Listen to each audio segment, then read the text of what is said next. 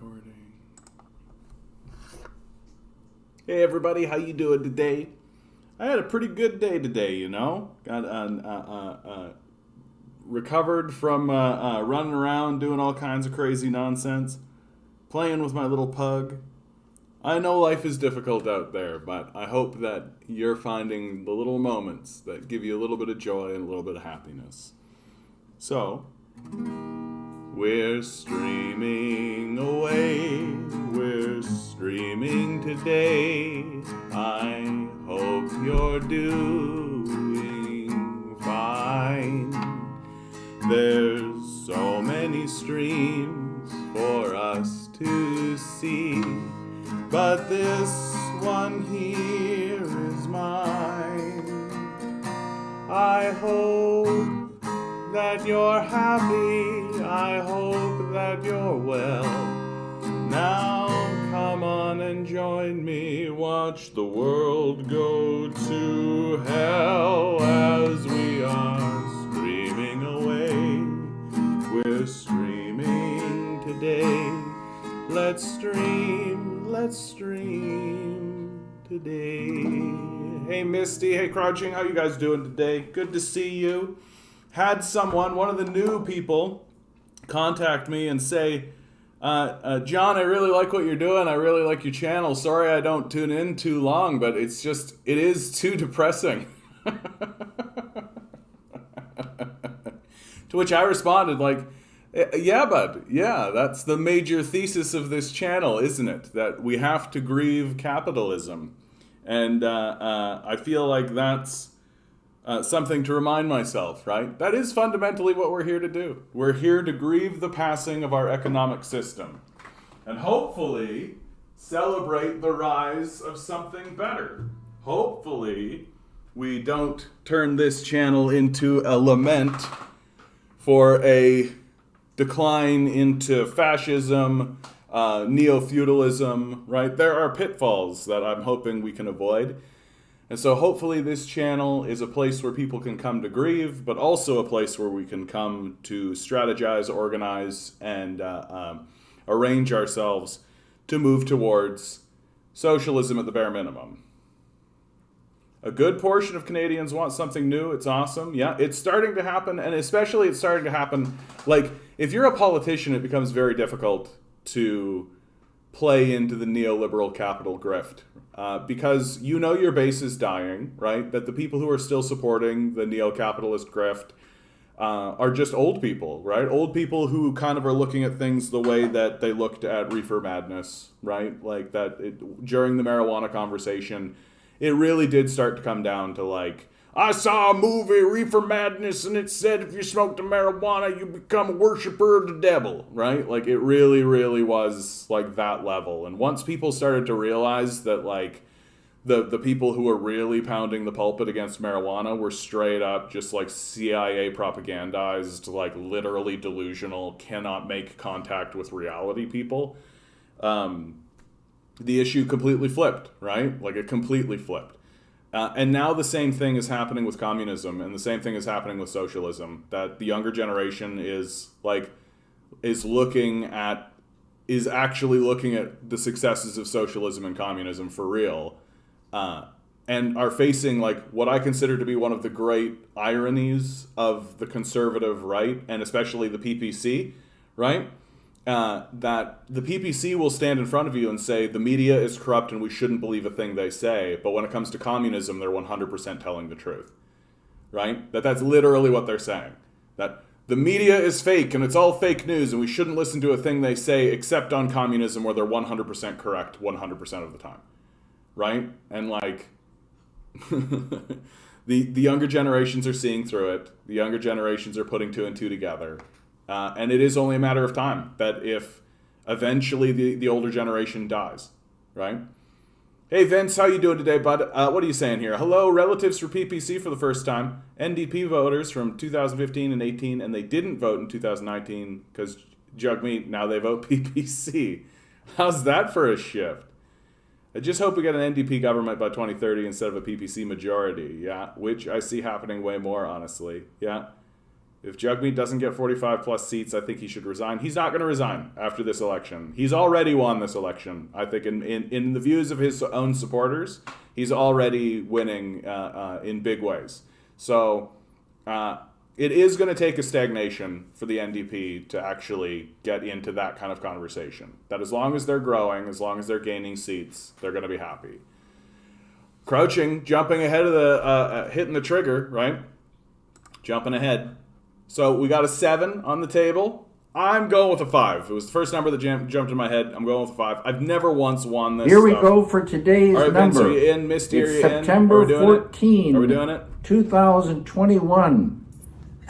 10 balls. Each ball has 4, a number. Another 5. Numbers 1 through 10. Hey, Drew, how you doing, bud? Swirl the numbers. The numbers. 3 from Major Hydraulic. How you doing, bud? I've got a 1 from Drew. Pick a number. Well, 2 of us picked 5, so if it's a 5, we're double lucky. Today's number is 10. 10. Boom, boom, boom. Nobody picked a 10. What'd I tell you, though, right, Drew? It's exactly what I said last time you picked 1. It goes inverse, right? So you got to start flipping back and forth, right? Because it goes like 1, then 10, then 1, then 10, right? All right, well, but hey, you know what, Vince? You said 5 and I said 5. 5 plus 5 is 10. So I think together, right? Exactly, Misty, exactly. I'll take it. At this stage in the game, I'll take any little win I can take. All right, let us say farewell to the Niagara Falls. Beautiful, beautiful shot, beautiful region. If you ever have the chance to go on the Maid of the Mist and actually get underneath the falls like this, it is where God lives. That there is undeniable power and force there. It's a beautiful experience.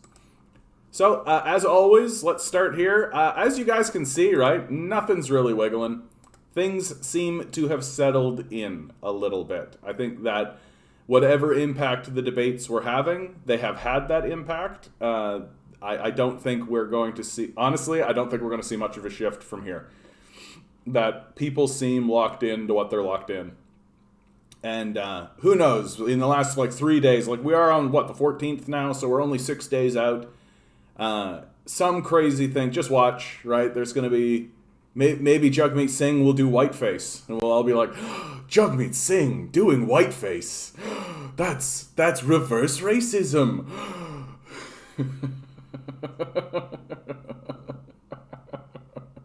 And then he'll get the minority government position, right? That's how it works in Canada, right? You come out in some kind of face and everybody goes, gasp. And then they give you the keys to the fucking Parliament building and say, but it's a minority position. It's a minority position, right? That's Canadian politics right there. Honestly, I think the bigger news that's going on today, Norm Macdonald, one of the great American comedians, dies. Influential comedian and former SNL Weekend Update anchor was 61. I think that Norm Macdonald's best years were, in fact, his last years, and he kept delivering really sharp, witty commentary. The stand-up routine he did on David Letterman's last show was some of the best comedy ever written. So this is a real loss, if you ask me. That he had a 9-year secret battle with cancer that he didn't let anybody know about, and last night he succumbed to it. So one of the great comedy legends of my generation, certainly, passes on. I am going to miss Norm Macdonald. I'm going to miss him. He always just was a very sharp, observant, straightforward fellow whose humor... my mom keeps telling the joke where it's one of his Weekend Update things where he says, a family today was attacked by their pet cougar. Once, when questioned about what set the cougar off, police officers said, because it's a cougar. Oh, no, Norm Macdonald's great. In the next few weeks, you're going to see good compilations and good things of Norm Macdonald circling around, for sure. So, we bid you farewell, Norm MacDonald. I hope that you are making Jesus laugh up in heaven. Also, did you see Annemie Paul calling out the NDP for their mailers? Would Annemie Paul get May's seat after this year? Is she going to wait until the next election? I don't know what's going to go on with the Greens, dude. Like, if the Greens get 2 seats, if they stick with 2 seats, Annemie Paul's got a shot, right? But there's so much internal pressure on her party. I think that it's too early to tell what's going to happen with those guys. Like, there's a lot of strife surrounding them. Yep, Linda O'Leary found not guilty in deadly Lake Joseph boat crash. Teamsters seek union vote at Amazon warehouse and what could be a Canadian first. Yep. Things are happening, bud. Things are happening, right? Like, if it's... I don't really care so much about the Linda O'Leary story because I assumed that was going to be the outcome from the outset. That they made they'll make some kind of deal behind the scenes, some kind of settlement or something like that, right? And ultimately, like... they're probably saying to each other, like, hey, what's the point of punishing Linda O'Leary, really? Like, it seems like even if you take it in, like, the absolute worst case position, which is that the real conspiracy types are saying, like, oh, yeah, Kevin O'Leary was driving that boat. He was probably drunk, right? They get into a boating accident. It kills some people. And so Kevin O'Leary and Linda O'Leary both agree that she should be the one to take the heat, right? Because Kevin O'Leary is their career, right? He is the one making the money. And I can see very easily how, like, Kevin O'Leary would make some kind of deal behind the scenes with whoever was the victim in the situation, whoever was left. And, like, in the end, it is an accident, right? It is an accident. Yeah, they're super corrupt. On a side note, the center-left won back power in Norway after 8 years in opposition. Would be nice to have some type of left-wing government in Canada. Yeah, it would be nice to have some type of left-wing government in Canada, but right now, Canadians seem very stuck. We seem very stuck. Like really think about what the outcome of this election actually is. The Liberals are losing a little bit of power, like a little bit of power. The Conservatives are gaining like a little bit of power, and the NDP are gaining a little bit of power. But for the most part, the relationships between these groups are the same, right? That nothing really has changed in the halls of power. That the way things are organized, right? It is still going to be the fact that if the Liberals want to get anything passed, they're going to have to talk to the NDP or they're going to have to talk to the Bloc. Or they're going to talk to the Conservatives, which is a dangerous game because they can't actually vote with the Conservatives too often because people will then realize that they're allies and they work together, right? That the Liberals and Conservatives only really vote together when it comes time to support their masters directly, right? Like any tax raises, anything like this, they vote along in lockstep with one another. But if it's like, let's raise the flag to half-mast or not, to pander to the First Nations people about the mass graves that we're finding, right? Oh, the Conservatives will be like, no, the flag has got to be up for, and the Liberals will be like, no, the flag should stay down, and they'll bicker on and on about that. Like, that's something to bicker about. But if it's actually like, hey, maybe we should release the wage slaves and actually create a society of equality with one another. The Conservatives and the Liberals are pretty much equal with one another in their understanding that, no. We like having wage slaves. Wage slaves make all our stuff for us and get us lattes and our assistants and all this kind of fun stuff, right? We can't free the wage slaves. Man, can you imagine if we freed the wage slaves? How could we even build a society without wage slaves? And this kind of performative nonsense that comes out of the Liberals and the Conservatives, you're seeing here with Alexandria Ocasio-Cortez, right? She goes to the Met Gala wearing this dress. It's a white dress, beautiful white dress, tax the rich. Complete performative, right? Completely performative. The purpose of this performative behavior is to diffuse power, right? It is to convince people, oh, look, Alexandria Ocasio-Cortez is in Congress. She's part of the Democrats. Oh, she's wearing this dress, tax the rich. She's really sticking it to them, right? We just need to keep voting. We just need to keep voting for her and keep voting for Democrats, and they'll eventually tax the rich, right? That, oh, these things take time, right? So let's just keep funneling all our energy and power to these performative actions that don't actually achieve anything. Because if doing something like this actually achieved something, she wouldn't be allowed to do it. And the whole strategy with this is to ensure that people don't actually put energy into where it needs to go, which is the streets. As long as you're buying into this idea that, like, oh, this performance that's put on, oh, that's effective and that's actually going to change things, and oh wow, right? As long as you buy into that, then you're not gonna do what needs to be done, which is get on this street, right? And I mean, it's believable to me to think that someone like AOC would eventually be on the side that would raise taxes on the wealthy, but like she's not actually fighting for it. She's not actually fighting for it. She's not going to withhold her vote from people. She's not going to actually put the gears on her own people, right? Like she's not going to do that. She's not going to confront the Democrats in any meaningful kind of way because she knows what happens to people that do that, right? We saw what happened to Ralph Nader. We saw what happened to Dennis Kucinich, right? They get destroyed.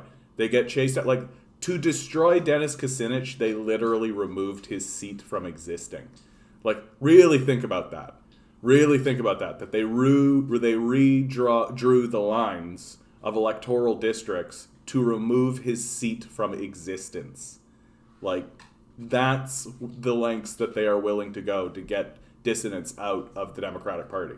So if you don't play ball with them, you're destroyed, right? And these tiny performative actions, like, this is not any different than when Nancy Pelosi and Joe Biden took the knee during the BLM protests, right? Like, it's just performative. And if you're willing to buy into it, then they're just going to keep doing it, right? Why shouldn't they? Hey, Garden Mice, how you doing? I'm surprised that with 6%, the PPC doesn't seem to have a chance to get a seat. Not that I'd want them to. It's because their support is diffuse. Here in Canada, it's to get seats in the House is very similar to getting seats in Congress in the United States, right?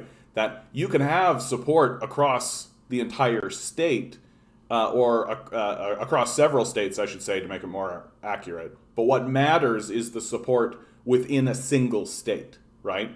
And so here in Canada, it's about having big support in one single riding, right? Which is one single area that someone votes for. And so you can have a lot of support, about 6% support spread out throughout all ridings and not end up with anything. But if you have 6% support in a single riding, in like a single place, you can get a seat with that. Maxime Bernier is like on the cusp. He's like right there. So it could manifest that way.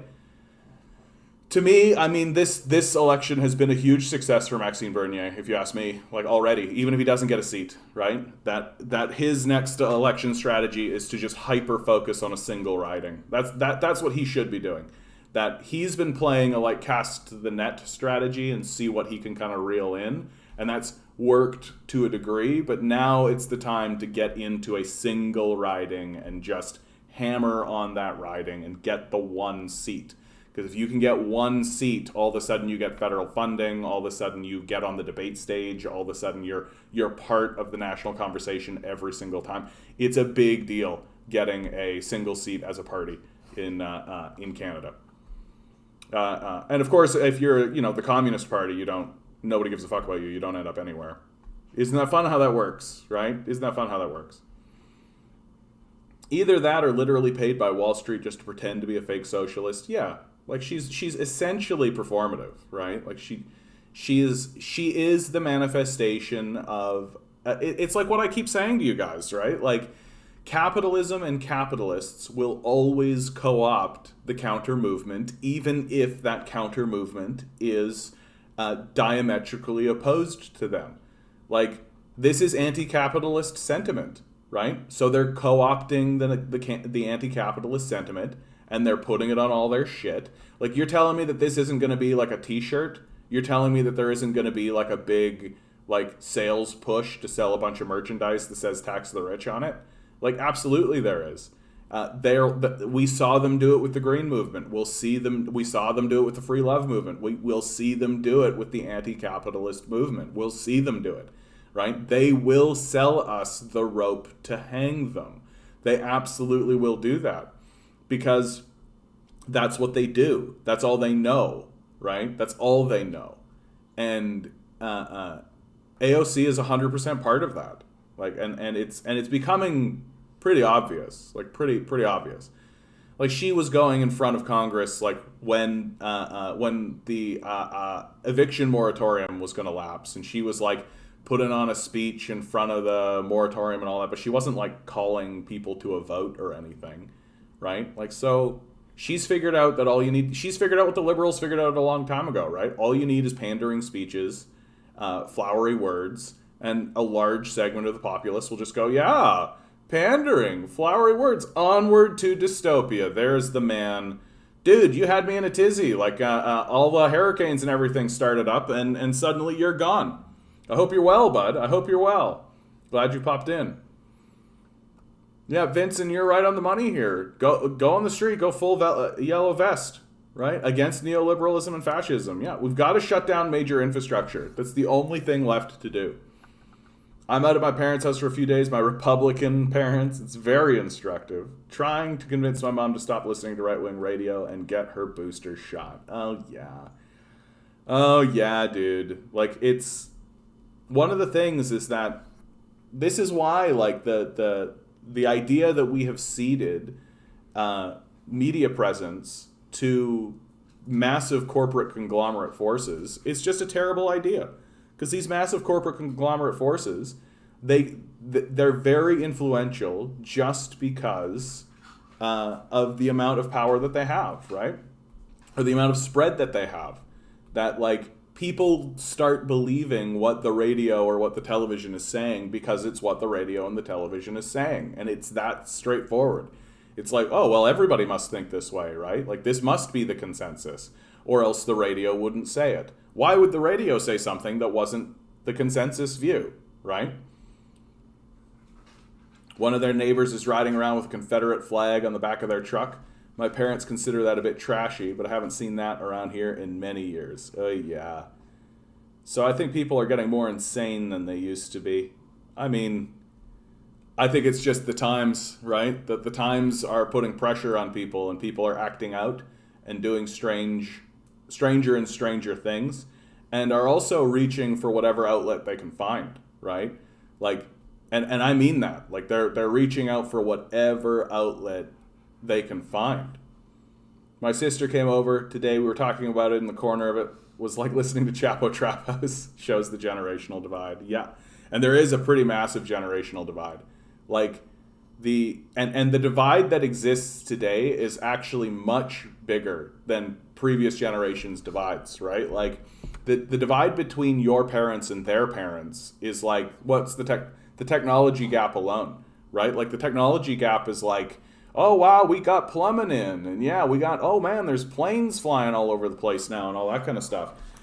Our technology divide is literally, we created an entire new digital space, a new world where we can actually interact and live in and read a ton of information and find out a bunch of stuff and communicate with one another in a way that has never existed ever before.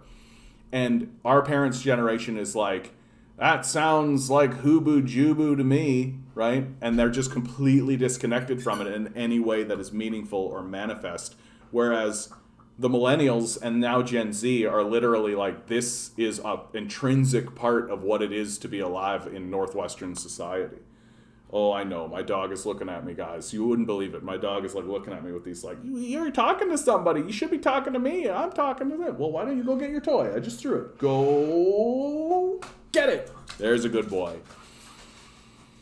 Yeah, I love them dearly, but they've just retired. Why not relax and enjoy life? Why get mad about all this stuff? Because honestly, Onward, It's because they know shit is going wrong, and it's annoying that it's going wrong, right? That, like, I did everything I was told to do. I did everything right? I got the job. I worked my job. I had some kids. I got the nice house. I did all the stuff, right? And everybody was doing that all at once, and we were all doing everything right. And why isn't that working? Why is everyone mad? Why are people saying "Okay, boomer"? Like, why is all this kind of stuff going on? It's annoying. And here's the man on the TV telling me what's going on, but it's all just a fucking pack of Tucker Carlson bullshit lies that they're suckering themselves into because everybody else is also suckering themselves into, and everybody's getting real mad because the country's going into a fucking decline, and nobody can figure out why because nobody's actually telling them. And if you do tell them, it's just so, that sounds like communism to me. That sounds like communism to me. Yeah, he's on the peanut butter now.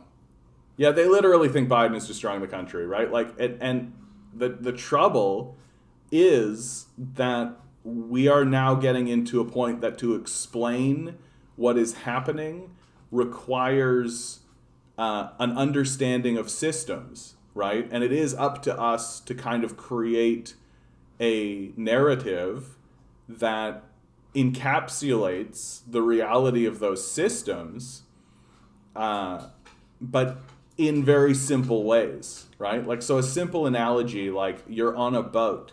The boat has sprung a leak, right?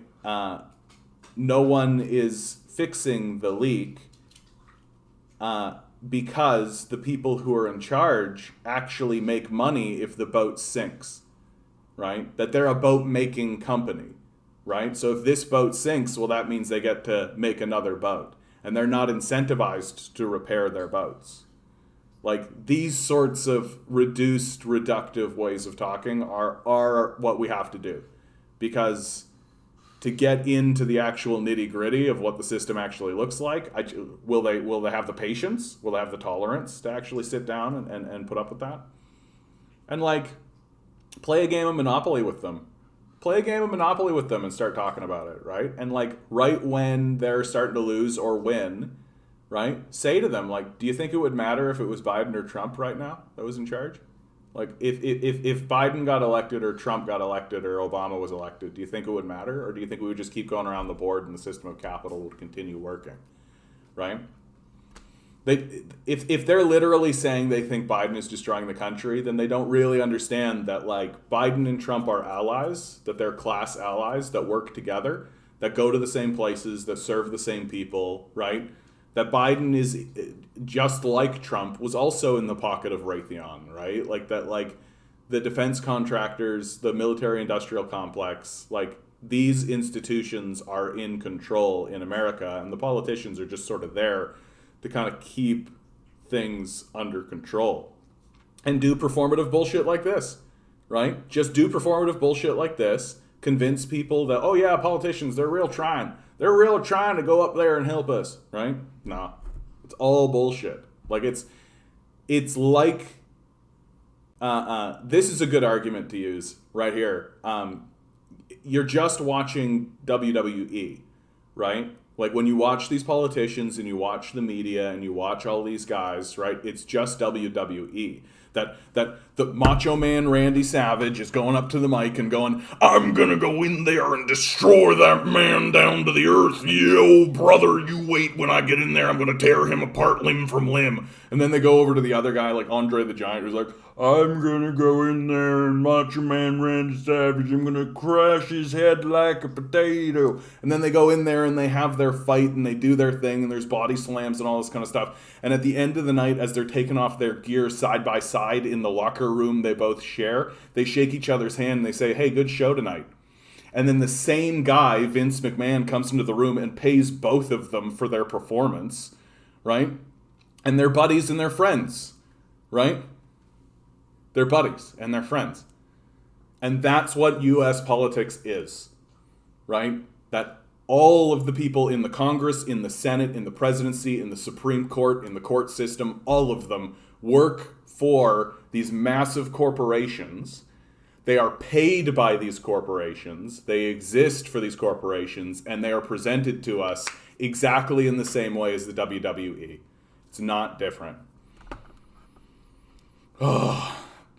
with a big article on how CRT is going to destroy America. Because what's going to destroy America is telling the truth about what happened in the past. The truth always destroys people, right? Like, that's always how it works. There's no understanding that it's the truth that sets you free. That's not real. The truth will destroy you, right?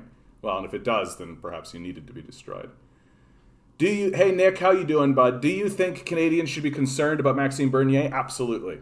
Absolutely, I do. Maxime Bernier is an indication that there is a rising, swelling fascism, that the people who are in the PPC and who support the PPC, when they see Donald Trump do well, they cheer. I think that they are explicitly a white supremacist party. It's very obvious to see that they are a white supremacist party, and even more dangerous than any of that, they are genuine. They make good arguments.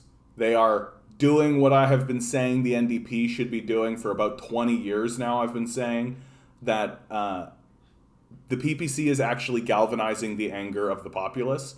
The polls that we see shows that 70% of PPC voters answer that they are extremely angry, right? Compare that to like 30% nationally, and liberals are like at 1%.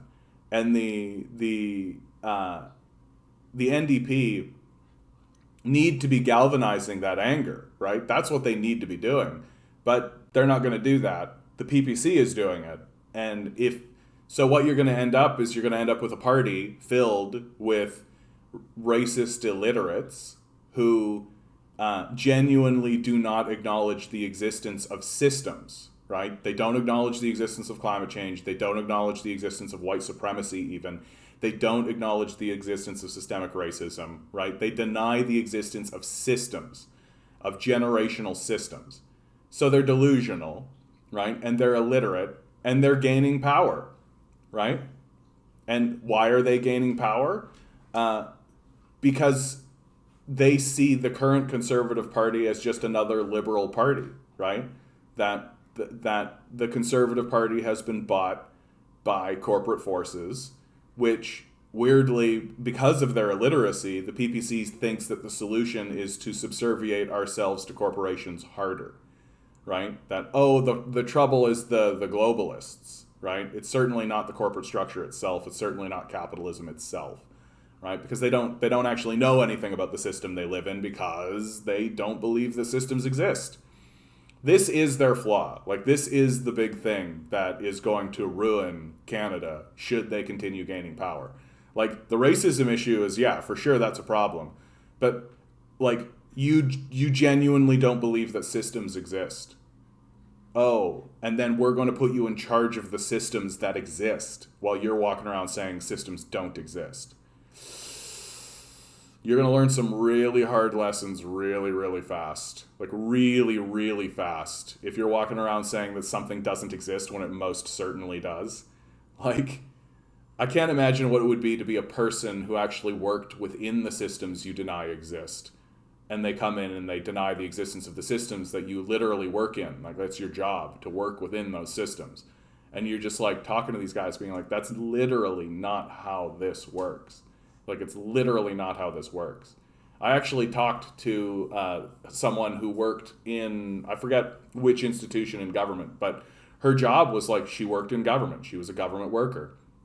And part of her job was actually when the party in power, at that time it was the Harper administration, when the party in power inquired her about how does this work, it was her job to tell them how it worked. And I asked her, like, how often do they kind of get frustrated at you? And she says, yeah, a lot. Like, a lot. They get frustrated at me an awful lot because they come in and they say they want something done. And I say, okay, well, this is how this would work, right? And that gets them upset because they don't like to acknowledge that systems exist, right?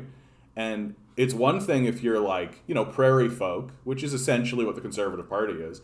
But if you're like this extremely angry, irrational group of people who are explicitly stating that they don't think systems exist and you seize power, I can't even imagine what those conversations would look like.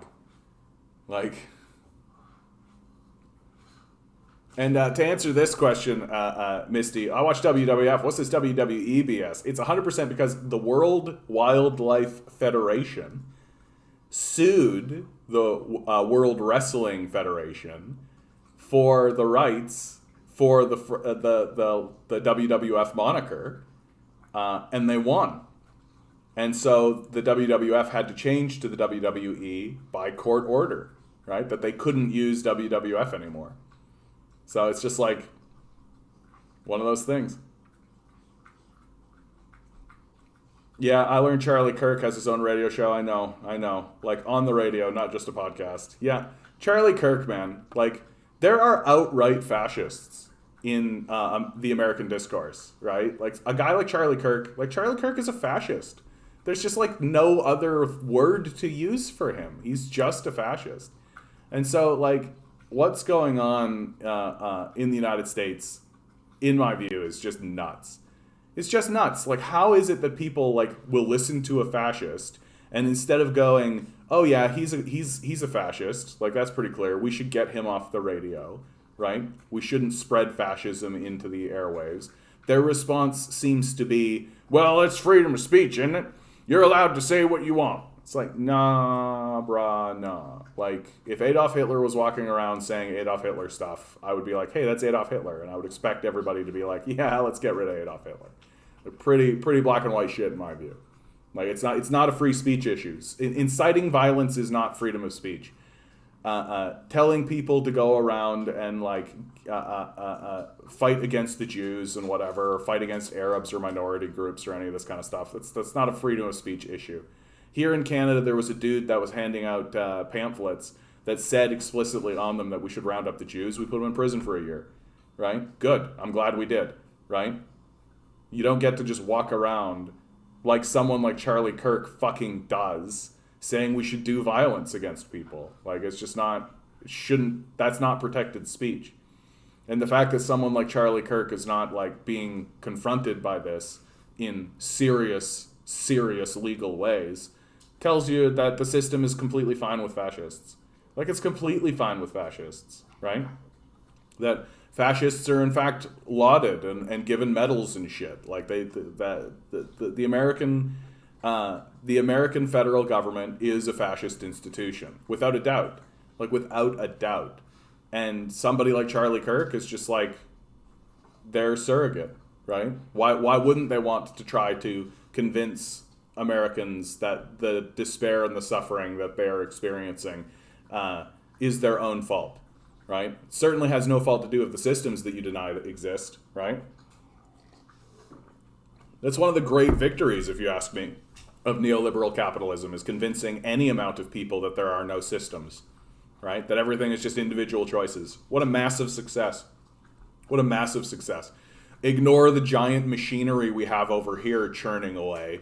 Ignore all of that, right? Ignore the fact that even the idea that you're going to go elect a representative to go interact with what? The systems, right? Ignore all of that. Nope, there are no systems. It's just individual choices. Gorka has a radio show too. I have no idea who Gorka is. Oh, please don't even inform me. I don't even want to know. So here's a fun one. Nestle says slavery reporting requirements could cost customers.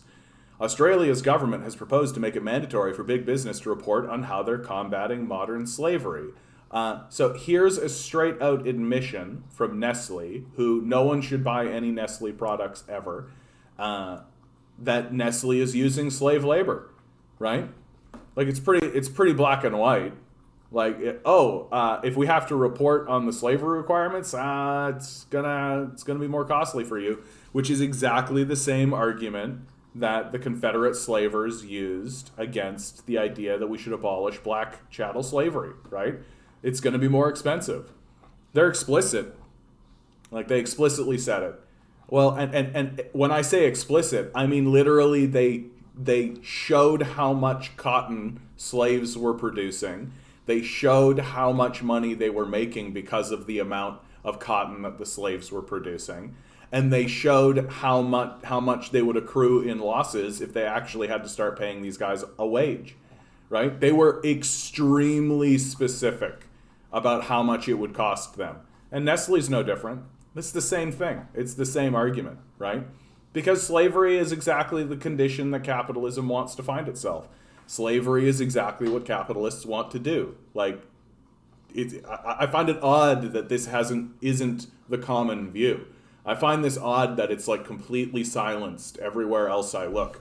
That no one is just banally stating as if it's a fact that we are all wage slaves. Capitalism is a wage slave system. That if it was cheaper for us to be chattel slaves and we would tolerate it, that's exactly what would happen. Like, capitalism will always do this 100% of the time without exception. And the idea that that's not just like commonly understood is a massive success of the propaganda machine that exists here in North America. Justin Trudeau says he's pausing interest on student loans, but students' assets could be seized if they missed payments. So get rid of student loans. Like, just get rid of them, right? I don't understand how we tolerate Nestle. Money!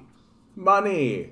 Nestle is big and powerful. It doesn't matter if they're psychotic, right? It doesn't matter if they're a fucking pack of sociopaths that are stealing water from everybody and enslaving the populace, right? Money. That's why billionaires are dangerous inherently, right? It's inherently dangerous to have a billionaire. Because what do the billionaires do? They bribe the politicians to let them exist. No. Like, just straight up no. Like,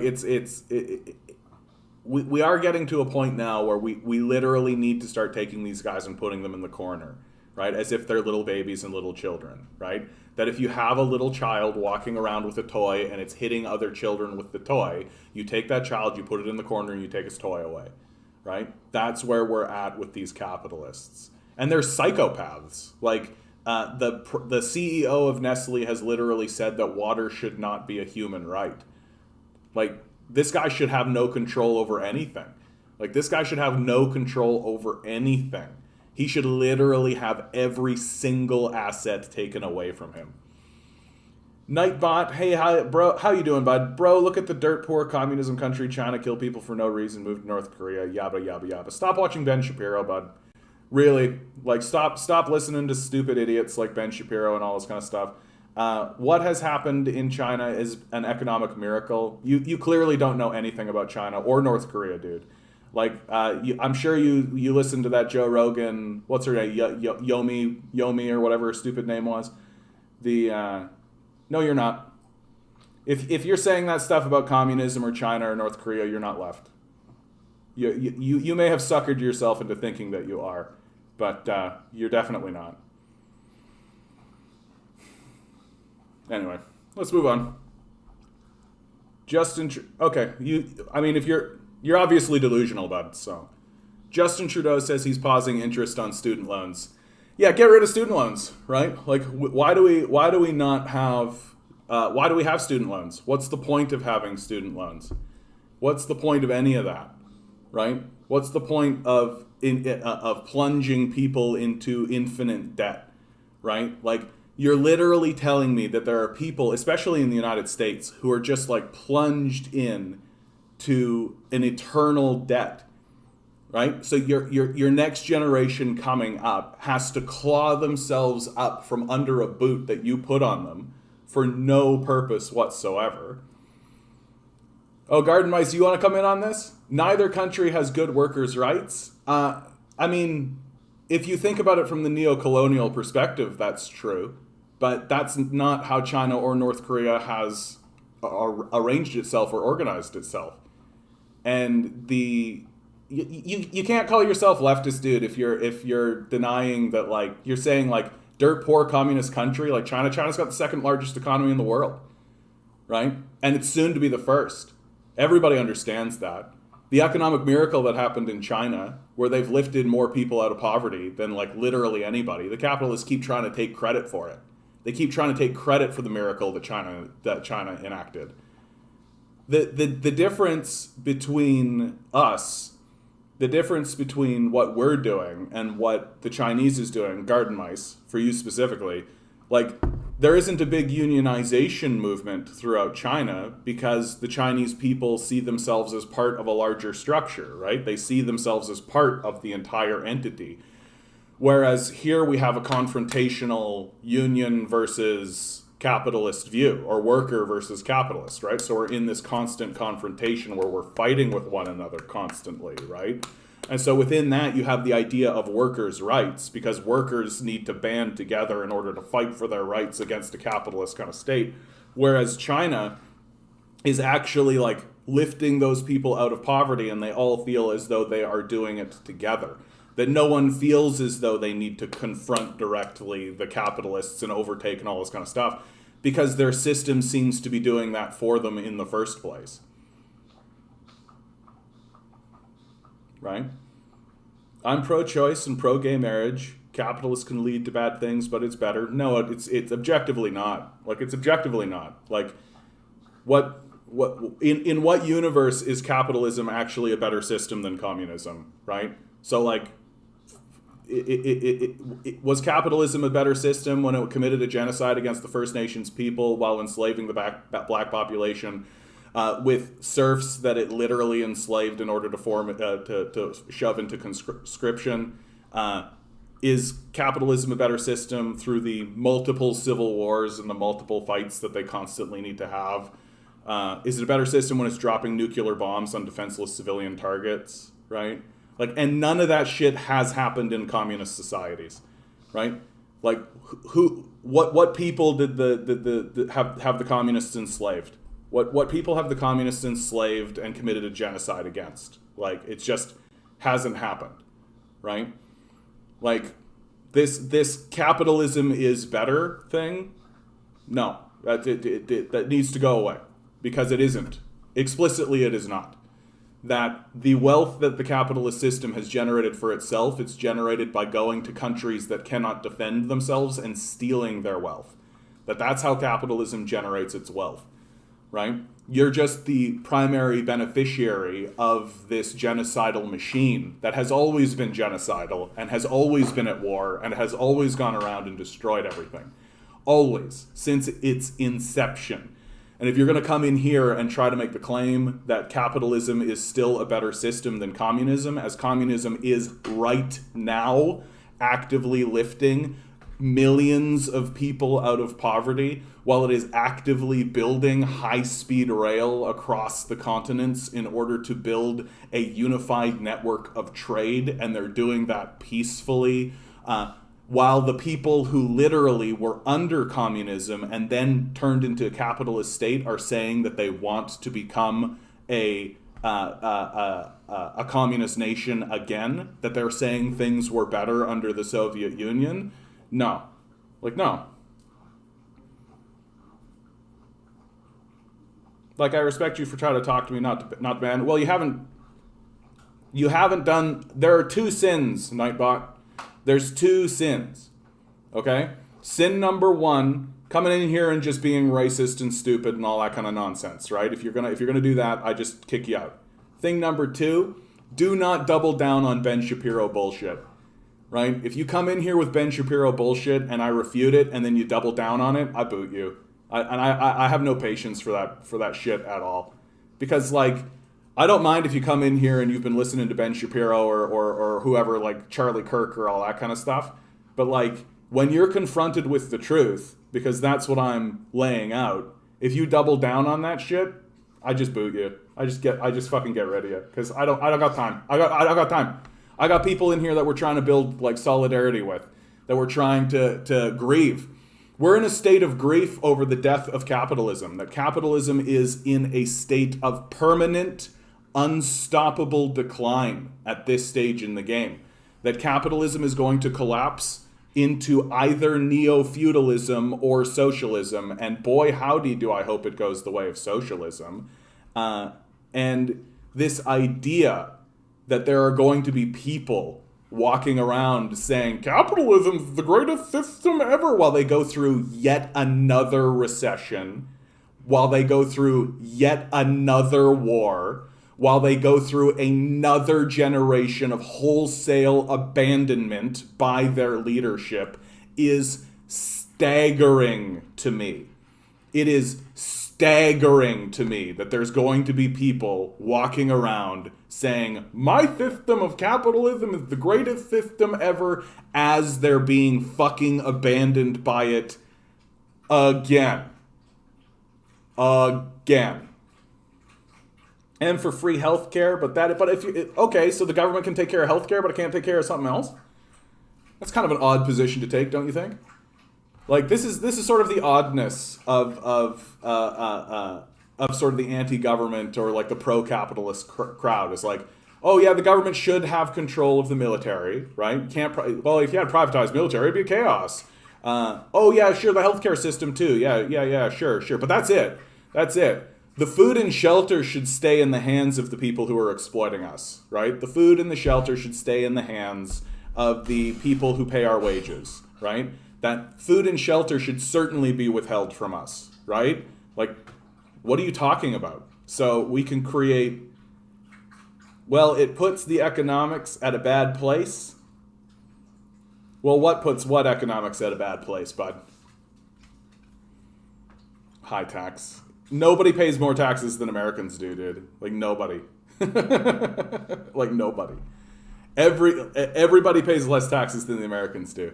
Like, once you put in your municipal tax, your state tax, right? Like your federal tax, all of the taxes that you pay in America, you might technically be paying less than some other nations, but you get fuck all for it. Like, what do you fucking get for your taxes, right? You get little Palestinian corpses. That's what you get. You get little Palestinian corpses in Palestine. You get a genocide in Yemen. You get a genocide in Gaza. You get fucking concentration camps along the Mexican-American border, right? That's what you get. You're not getting shit. You're not getting shit. DJ Paradigm always coming in.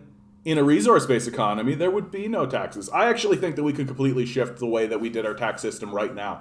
That within the space of a month, we could eliminate all taxes that everyone interacts with except financial taxes, right? That you could create a financial tax of 1%, eliminate all other forms of taxation, and you would actually end up with a surplus, right? Be done with this nonsense. Be done with this nonsense of like having like a tax over here and a tax over there and a tax over this and a tax over that, because all it does is it allows some ignorant boob like Doug Ford to come along, jam a flag right in the middle of everybody and be like, lower taxes, and a bunch of guys go, oh yeah, lower taxes. Yeah, lower taxes sounds good. Yeah, lower. We should lower taxes. Yeah. Why am I paying for that? Yeah. Right, and that's what fucking happens. Last question before I leave. Do you think everyone will get paid the same amount of money? Do I think everyone will get paid? No.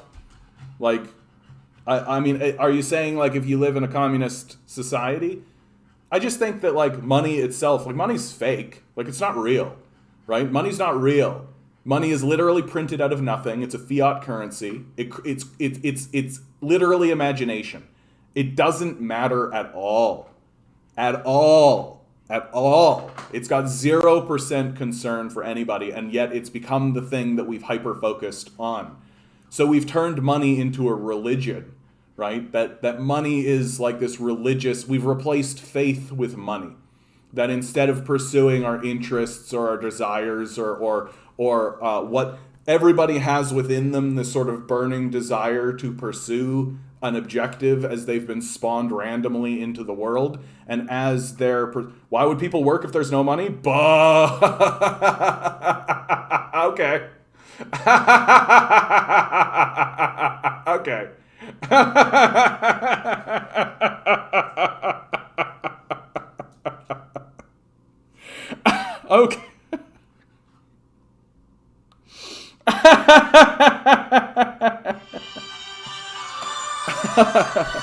Oh, I'm so popular. Okay. Nightbot. Okay. I'm going to try to be as nice as I can when I say this, okay, dude? The only reason that you would say that is because you have been effectively disconnected from what you are as a person living in the world.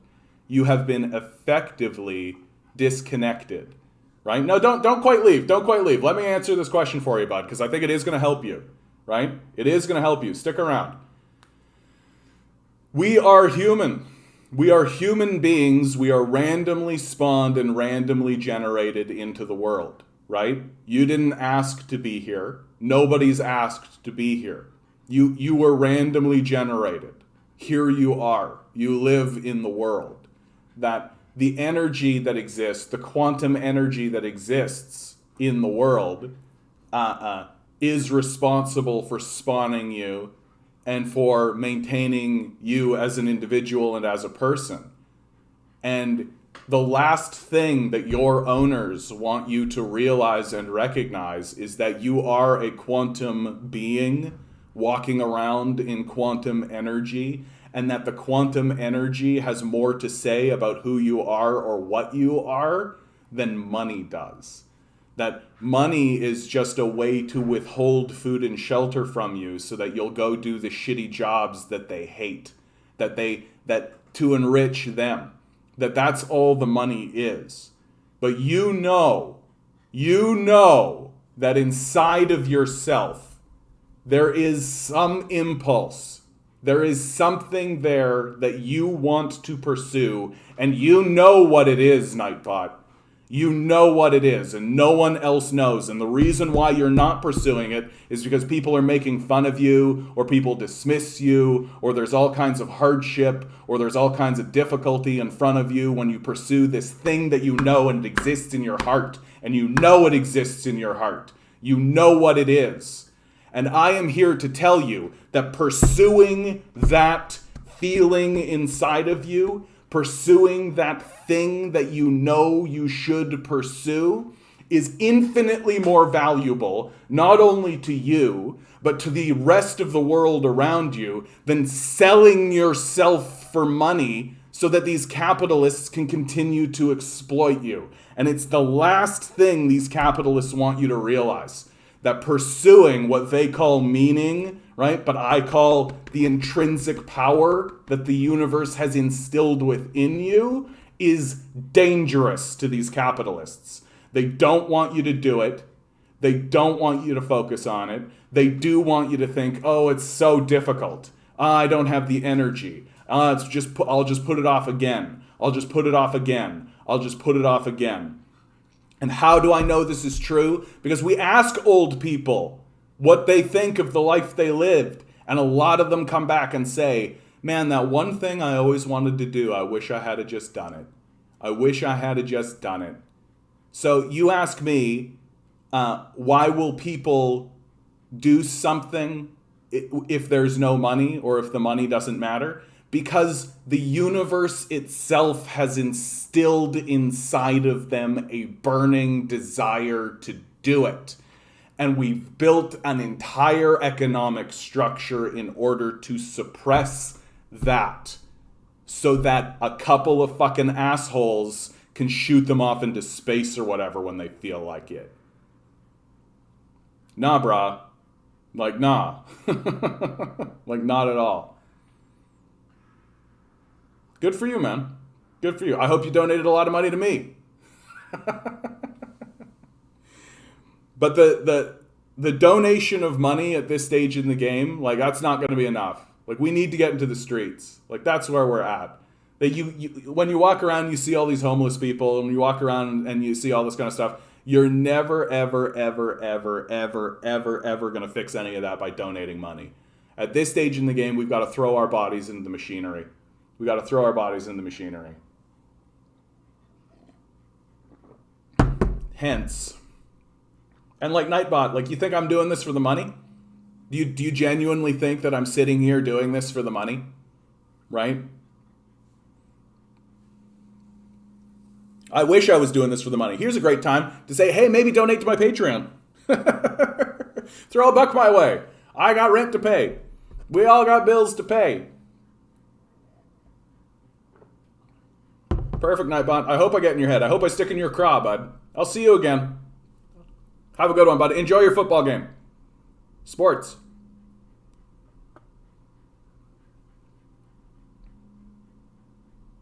I saw a video game review the other day where they were complaining about not having a character generation selection option. I was like, so just like real life, awesome, you get no choices? Exactly. Exactly. Just fucking randomly generate that shit. Off you go.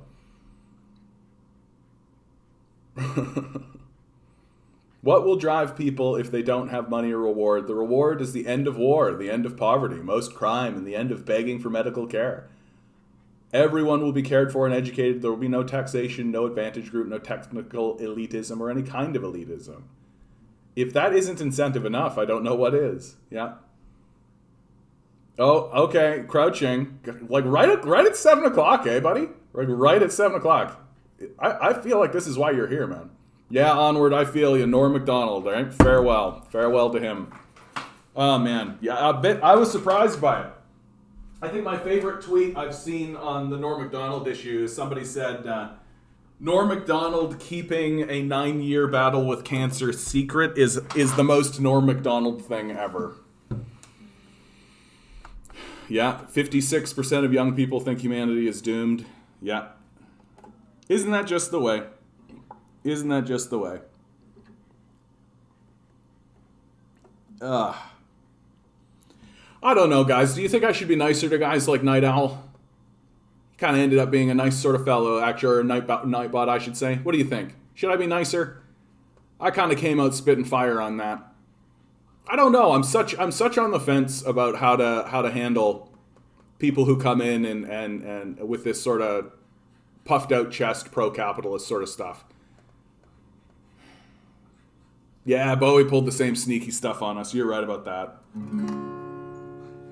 Well, if you guys remember, right, this is the Care Bear stare against neoliberal capital. I hope everybody in the world at some point at least hums this tune, you know? This is Antarctica is covered in ice. Got asked a question by my niece who's 5 years old. What's the world gonna be like when I'm old? I looked up at the crimson smoke-filled sky. I thought, what's the harm in telling one more lie? I said, everybody's safe, no one's living in the streets. You never need to worry if you're gonna get to eat. And Antarctica is covered in ice, and everybody's happy, and wouldn't that be nice? The burning sun don't leave a paper trail. Why work so hard if it's too big to fail? And what's the point of feeding this machine if it won't give us the world in our dreams, where everybody's safe, no one's living in the streets? You never need to worry if you're gonna get to eat. And Antarctica is covered in ice, and everybody's happy, and wouldn't that be nice? And I know one day my maker I will meet, when death's sweet kiss comes and takes me off my feet. I hope by then we've learned a little more. I'd like this place to be better than before, where Everybody's safe, no one's sleeping in the streets.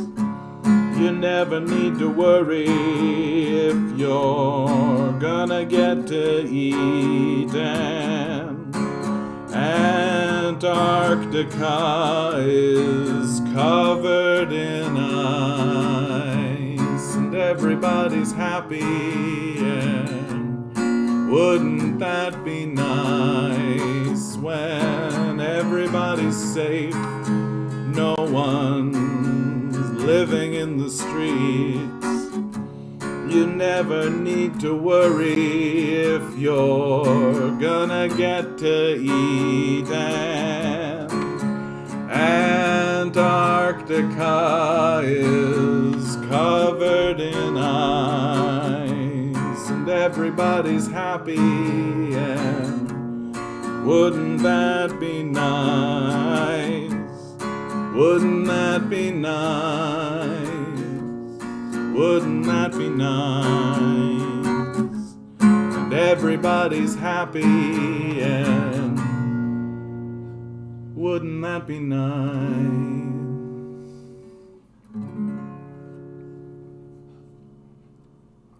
And I know that we can do it. I know that we can do it.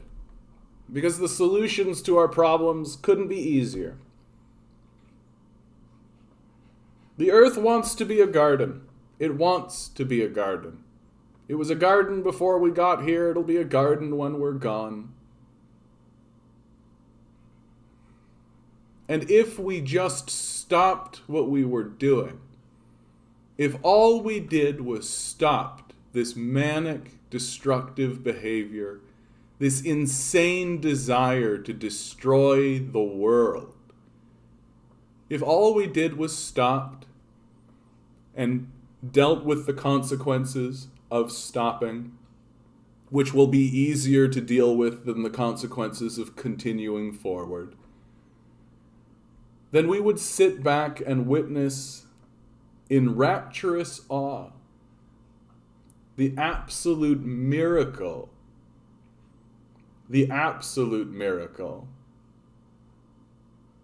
that is the earth healing itself. That the power that the earth has will show us that all of our attempts to destroy it were like a child pulling at its mother's hair, squalling in her arms.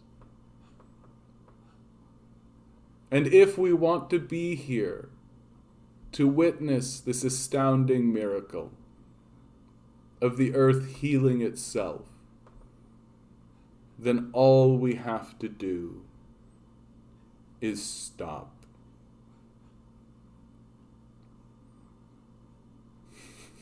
DJ.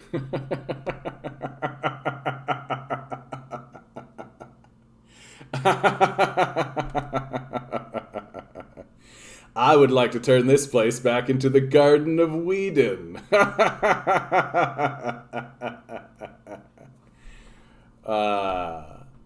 Nutshell, eh? I'm not that familiar with Alice in Chains crouching. I'm not that familiar.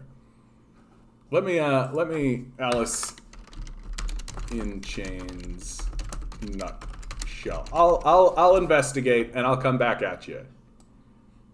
I hope you haven't given me some like crazy technical song that I'm going to spend like hours trying to figure out. I'm more of a GCD kind of guy, right? Well, now everybody's saying it. Thanks, crouching. Now I'm screwed, right? I think I must admit I just don't feel I have as much to say about politics right now because it's settling in, right? It's settling in. This election was a real moment where neoliberal capitalism could have picked back up here in Canada, right? That it could have just like grabbed the reins and chugged along and been like, yeah, more neoliberal capitalism, but it doesn't look like it's going to happen. Like what is there to talk about in America, really, right? That largely everything is performative. So like the political, like politics has kind of oddly has kind of oddly stagnated, right? Because it's all just kind of like normal now. That the corporate coup has happened. No, that's fine, bud. Like, of course you've been focused on other stuff. You're dealing with your parents, for God's sakes. Like, outside of like the crazy like Trump stuff or the right wing stuff, dude. Dealing with your parents by itself is a thing, right? Like that just like family, right? God bless them. God love them to pieces. But it is just like taking out a piece of yourself and looking at it and then putting it back in, right? It's a bit overwhelming, no matter what the case is. Yeah, Drew, that's true. He came on strong, so I thought it was fair. Yeah, that's sort of my feeling too. Like, if you're going to make declarative statements at me about the nature of communism or capitalism, I'm going to make declarative statements back at you. But if you come in and you ask a question, this is sort of my hope. And it's never going to happen this way. But if somebody comes in and starts asking questions and stuff, it's like, don't you feel that? And then a declarative statement? You know, that's a little softer. Hard Sun by Eddie Vedder. Busy hearing about Biden's critical race theory. Critical race theory, the conversation around critical race theory is so annoying.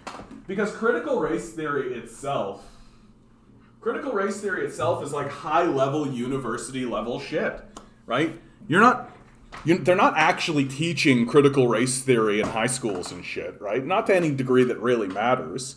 And like, they're just using it as a way to try to whitewash American history, right? That they're pretending as though somebody's standing up and saying like, and then, you know, the colonizers of America enslaved the black population, right? And they're trying to pretend like, oh, that's critical race theory. And it's like, that's just straight out literally not what's happening, right?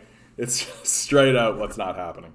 And critical race theory is like, I haven't delved that deep into it because it is extremely technical. It is extremely technical. And you listen to the people who are talking about critical race theory, and they are very, very well read, very well informed, arguing in very technical ways about the outcome of America's culture of racism, right? My mom literally started reading some of that magazine to my sister. She was dying. Oh my God, dude. What was the name of the magazine? Do you know? Maybe I could actually find the article, right? But we could all have a good laugh together. Oh, I know, buddy. I know. Guys, it's so adorable having a puppy here who's just like always looking up at me, being like, oh, I love you too. Because he genuinely thinks that I'm talking to him this whole time. And that I just like played that song, right? And he's like, oh, John just played a song for me. Like, he has no idea. He's such a good little puppy. He's such a good little puppy. I liked this article here. The close calls. Here are the ridings that could have a photo finish on election night. The reason why I liked it is because it really points out, right? Just 215 votes in the last election that they had in this riding. That's pretty fucking close, right? Like 215 votes, that's pretty close. And there are a lot of ridings here in Canada that are kind of riding on that thin line, like places like Richmond Hill, right? And it can flip and it can change. I think if you were living in that riding, it would be very exciting, but the real question, of course, in this particular election was always, will the Liberals get their majority? And then it was, will the Conservatives get their majority? And now we're just back to this. Like, well, are they going to get their majority or not? Doesn't look like. Wouldn't that be exciting? It would be exciting if they did. Like, if the Liberals actually reached up and snagged it. Ugh. I'd be heartbroken. I couldn't even tell you. Moving from fringe to fourth place, PPC complicates Conservatives' path to power. The rise of Maxime Bernier's party could cost the Conservatives some seats, polls suggest, right? Because lots of Conservative support is pulling away from Conservatives and is going towards the PPC. And as long as the PPC exists, Hey, Aga, how you doing, bud? As long as the PPC exists, the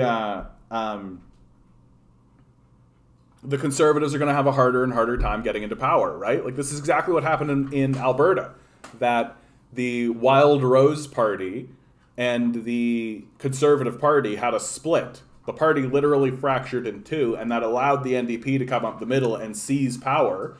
The first non-conservative party to seize power in Alberta in 50 years, right? And it happened because the Conservatives splintered. Well, the PPC and the Conservatives, this is a splintering. And now you're also having the Maverick Party show up. The Association of Mature American Citizens. Oh my God. What's the name of the article, dude? Association of Mature American Citizens. Dude, you always bring the thunder, bud. You always bring... critical race theory is a rebranding of Marxism. That's so fucking adorable. That's so fucking adorable. It is not a rebranding of Marxism. It is not. Like, I'm sure that there are Marxists. Download our comprehensive CRT guidebook. Oh my God. Critical race theory is a rebranding of Marxism. It is un-American, and its teachings are inherently racist. CRT insists that based on the color of our skin, certain individuals are the oppressors, while others are the oppressed. If we reject the concept of CRT, we are targeted as racists. The goal of proponents of CRT is to rebrand America as systemically racist. It's like literally like the goal of CRT is to accurately talk about systems of racism. Exactly, Bubble Guppy. I'm always looking for mature content. What? Oh, wait, this isn't mature at all. Yeah. Oh, my God. What is AMAC's stance on critical race theory? The Association of Mature American Citizens strongly opposes the Marxist-Leninist base and un-American. I love this, dude. Can I tell you, the second I hear un-American, or like un-Canadian, right, or un-any like nation, I immediately see that discredits you. I'm just like literally like this is the face that I go.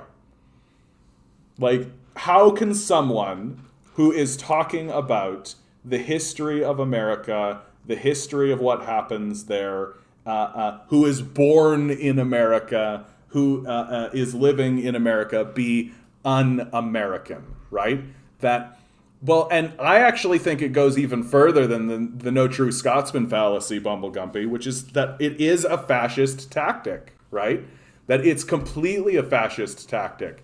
It's a way to other your brothers and sisters, right? That, the person who's talking about communism or Marxist-Leninism or critical race theory, they are not your brother or your sister who is, or your neighbor or any of that, who is having a disagreement with you, that you can have a conversation with and you can perhaps find some sort of middle ground and some sort of common connection. Or even if you completely disagree with them, you can say, well, I just disagree with you and we'll move along like that. No, you have to say that they are un-American.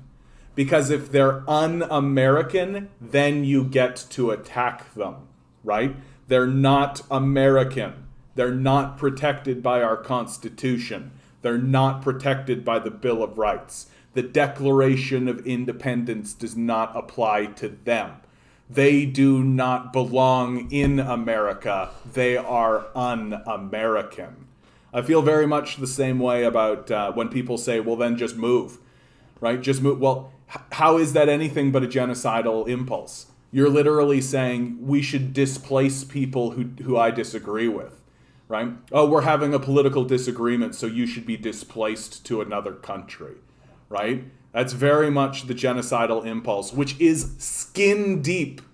It is skin deep in our politics, right? The idea that like, oh, we're a civilized society, we'll never commit a genocide or we'll never do that shit to ourselves, right? Fuck that. Yeah, we will. We absolutely will. It's exactly as deep as your first layer of skin. It's right at the top of it. And so when people are saying un-American, that definitely sets off like the people who are talking about Marxist-Leninism and who are talking about critical race theory in America are born in America. They're as American as you are, right? They have American citizenship. They're part of the American system. You just don't like what they say. But they're un-American. I think that's very dangerous. I think that's very dangerous talk. Yeah, it would be harder if your sister didn't see through it for sure. Your dad is a bit more grill-pilled? What's grill-pilled mean? Does that mean he only talks this way when he's grilling? The CRT is not intended to sensitize and unify, sensitize and unify Americans, irrespective of ethnic origins or color of skin. It does the opposite. Like, imagine how dumb this is. Like, this is so dumb that, like, the way to be an American is to deny the history of genocide and racism that has existed in America. That, like, the South apartheid, the South African apartheid ended because everybody in the society stood up and admitted what they did. They told the truth. They had truth and reconciliation, right? They were honest. They were honest with one another about how it all unfolded and how it occurred. That they didn't live in a state of denial. They didn't accuse people who were standing up saying, hey, this is a system of racism. There's systemic racism here of being un-South African. I mean, I'm sure there were voices that were saying that, obviously. But in the end, they managed to unify and move forward by telling the truth. And fundamentally, what this paper is attempting to do, the Association of Mature American Citizens, yikes. But what it's attempting to do is deny the truth. Just deny that the truth exists, right? That the way forward, that they want to move forward in unity ignorantly, then move forward in truth. And it's that simple, right? That the choice isn't for them between moving forward in truth or moving forward falsely. That they're making the decision that, well, if you tell the truth, you're un-American. Wasn't MLK Marxist? I mean, he certainly espoused a lot of Marxist theories. I don't know if he was explicitly Marxist. I seem to... Martin Luther King and Marxism. I feel like I've seen a quote where... Yeah, he reported that although he rejected communism's central tenets, he was sympathetic to Marx's critique of capitalism. Yep. That's kind of where I think it was. And I think it's actually fine to... There's a lot of stuff within the first couple of drafts of communism that even I look at and go like, yeah, that's probably not a good idea, right? That end up being a little bit utopian, right? Like when the communists were saying in the early days, like, and we'll have a society that has no religion. I was like, yeah, that's just a dude who's smoking a doobie, just like playing John Lennon's Imagine, just being like, imagine a world with no religion.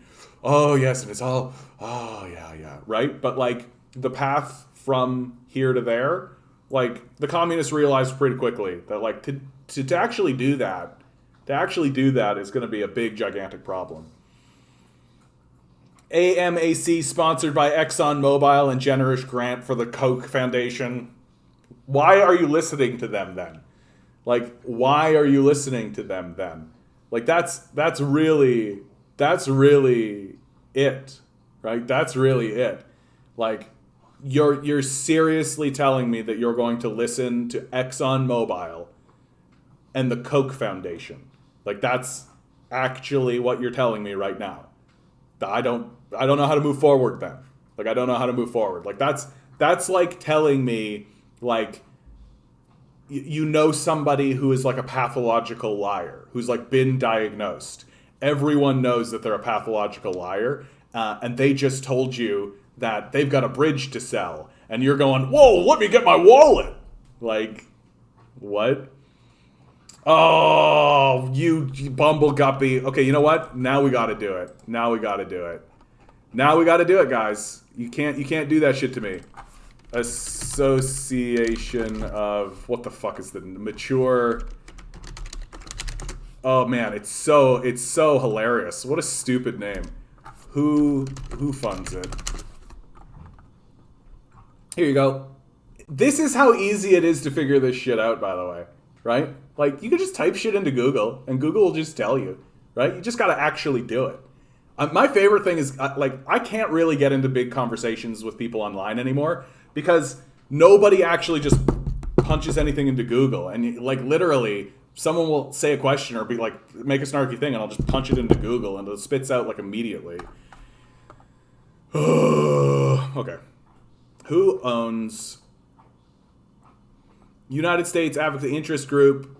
Daniel C. Weber, a retired insurance agency owner. All right, this guy just looks like a dweeb.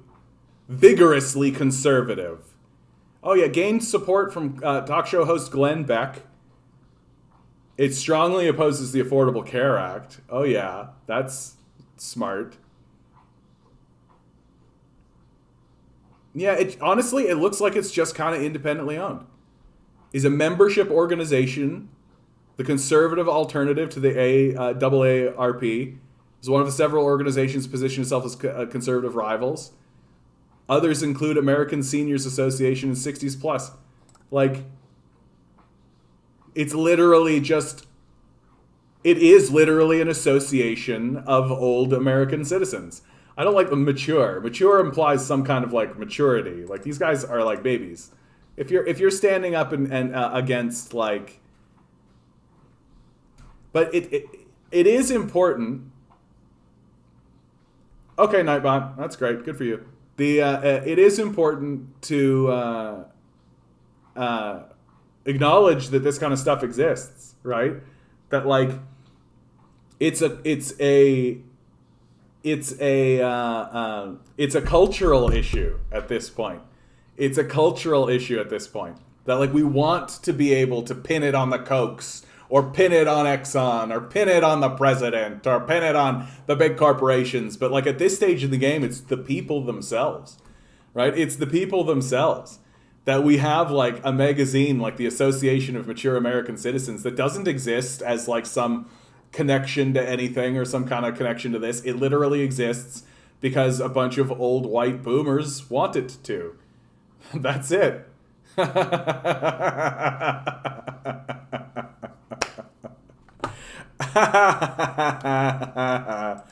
Oh, yeah.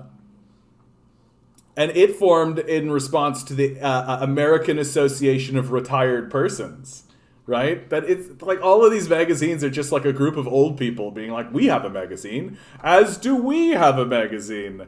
Ah, well, our magazine will magazine your magazine, and then you'll have yours and I'll have mine, and we'll all magazine together because we're old and we have too much fucking money.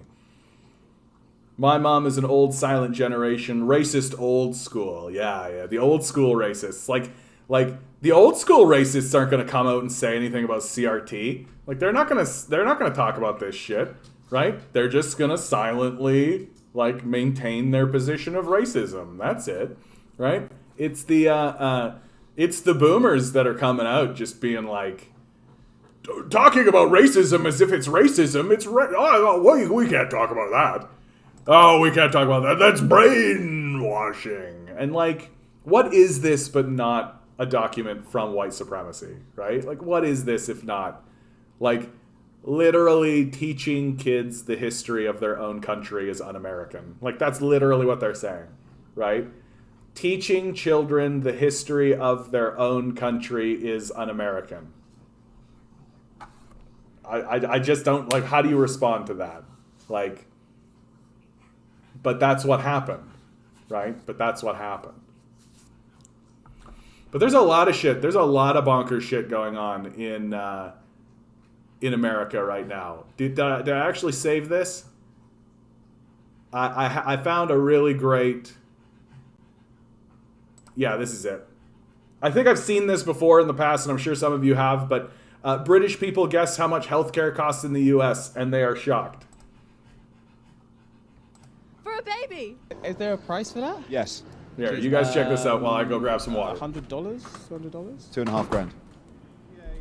Ambulance call out. How much do you think that costs? Zero payment. Zero payment? Yeah, zero payment. No. It costs $2,500. For real? Yeah. Oh, okay, cool. you look. An inhaler. $100. Yeah, you're pretty close. A bit more. 120. 250 to 350. For an inhaler. Yes. Man. So if you're poor, you're dead. I know that it's like public healthcare in the UK. In the US, fortunately, I'm able to get healthcare through my parents, their jobs, but like I carry an EpiPen, and I know that like the cost of that has just been rising. So like there's like very few companies that even compete, so it's sort of like a monopoly for the EpiPen. Even though like we have insurance, it costs my parents about a couple hundred, even with insurance. So 2 EpiPens. How much do you reckon they are? $80. 600. $40. I'm afraid not. More? More? $100. More. 150. More. 250. More. Shut the fridge. More. £300. Double it. $600. What? Why? That's a very good question. $600. Yeah. For me, it's more like just hives and shortness of breath. So it wouldn't be like an immediate death situation, but like, so I've been fortunate I've not had to use it, but it's something like keep on me. Like I have my backpack right now, I have it on. Cost of childbirth. Jesus.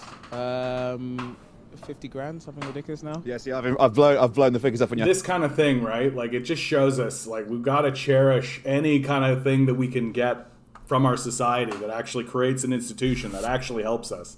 We gotta really, like, treasure it. You know what I should have said to that guy? You know what I should have said to Nightbot when he came back in? Learning moment. I should have definitely said to him, the first stage of grieving is denial. That would have been so slick. I would have been like so smooth if I had just said, the first stage of grieving is denial. So, damn it. Yeah, Glenn Beck, that's a quality endorsement, exactly. Also, the world is flat. Oh yeah, the world being flat, guys. The flat earther dudes are just the greatest, aren't they? Like they've got to know that they're wrong. Like you gotta know. Right? And they're just completely doubling down on it. We literally have satellites that go around the Earth, taking pictures of the Earth. We've taken a picture of the Earth. Like we've seen it, you know? Like we've seen that the Earth is round. Like we know that it is round. Like I just don't, like what leg do they have to stand on? Well, your mom said John is cute. Well, crouching. Oh, yeah. My wife and I were in a bad car accident. Oh, dear. And I remember lying on the pavement in the rain begging the cops not to call an ambulance. Oh, man. That's a sucky story, dude.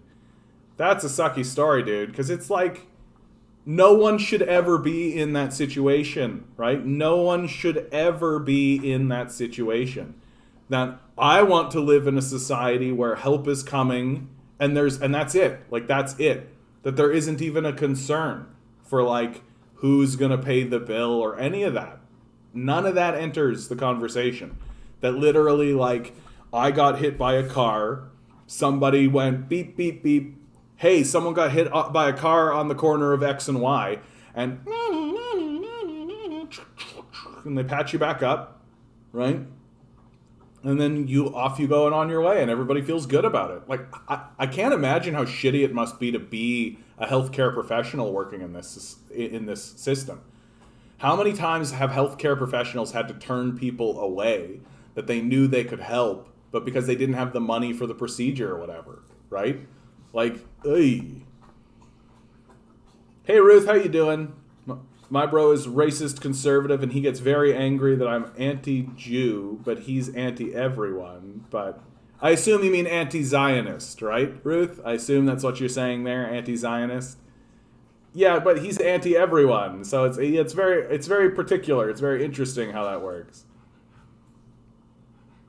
Have I seen the comic book Battle Pug? I have seen the comic book Battle Pug. If you guys don't know, what a great moment to Battle Pug.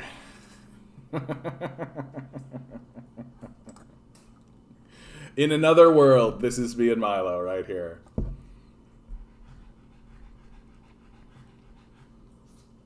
I was thinking about that earlier. Enjoyed that. Denial, anger. Yeah, it's what are the 6 steps? It's denial, then it's anger, then it's bargaining. I should get to the 6 steps of grieving. Denial, anger, bargaining. I was right. Depression, acceptance, finding meaning. That's very nice.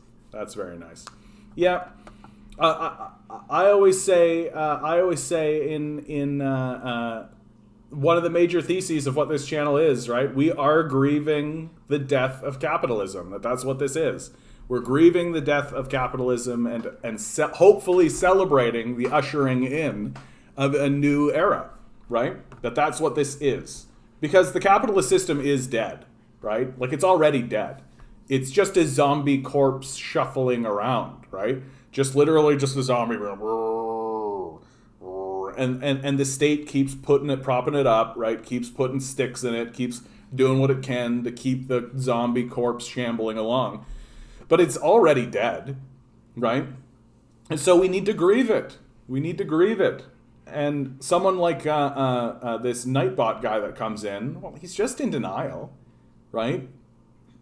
And I think that's what it is. I think that's what it is. This is the learning experience for me, I think, from now on, right? And hopefully I do this. Hopefully I do this. So I'm going to say it out loud, and hopefully I do change the way I think about it, because I'm not happy with the way that I interacted with Nightbot. I'm not. And I've never been happy with how I've been interacting with these guys that come in who think that capitalism is the bee's knees and all this. And I think it's because I'm not planting my feet on the central thesis of what this channel is. And I'm not talking to them as if they're in denial, right? I'm not talking to them and saying like, yeah, bud, like, the capitalist system is dead. You're in denial about it. Like, and we've got to get you out of that denial. We've got to get you to see the truth, because staying in denial is not going to help anybody. And then dealing with the anger. Oh, the anger. You're seeing it in the PPC. You're seeing it in the PPC, right? That the PPC is not in denial. I think that's the thing I like about them, right? And is that they're not in denial. That they know something wrong has gone on. They don't know what it is, right? They don't know what it is. They just know that something's gone wrong. And they're angry about it. They're angry about it. Be interesting to see. How does the PPC start to bargain? Hey, you had that shower thought moment before your shower. That's real progress. Exactly. I don't even need to be in the shower. You can see the curvature from the hot air balloon. Yeah, exactly, right? I was born in Manitoba. And in Manitoba, the earth, like, the ground is flat, right? The ground is fucking flat.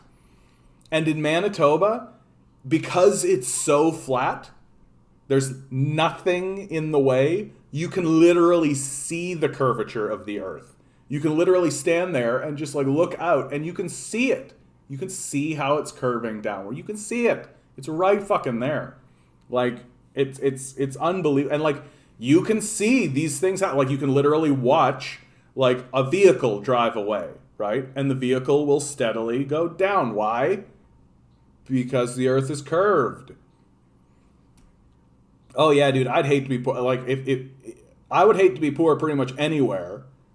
But being poor in the US, that's a step down for sure.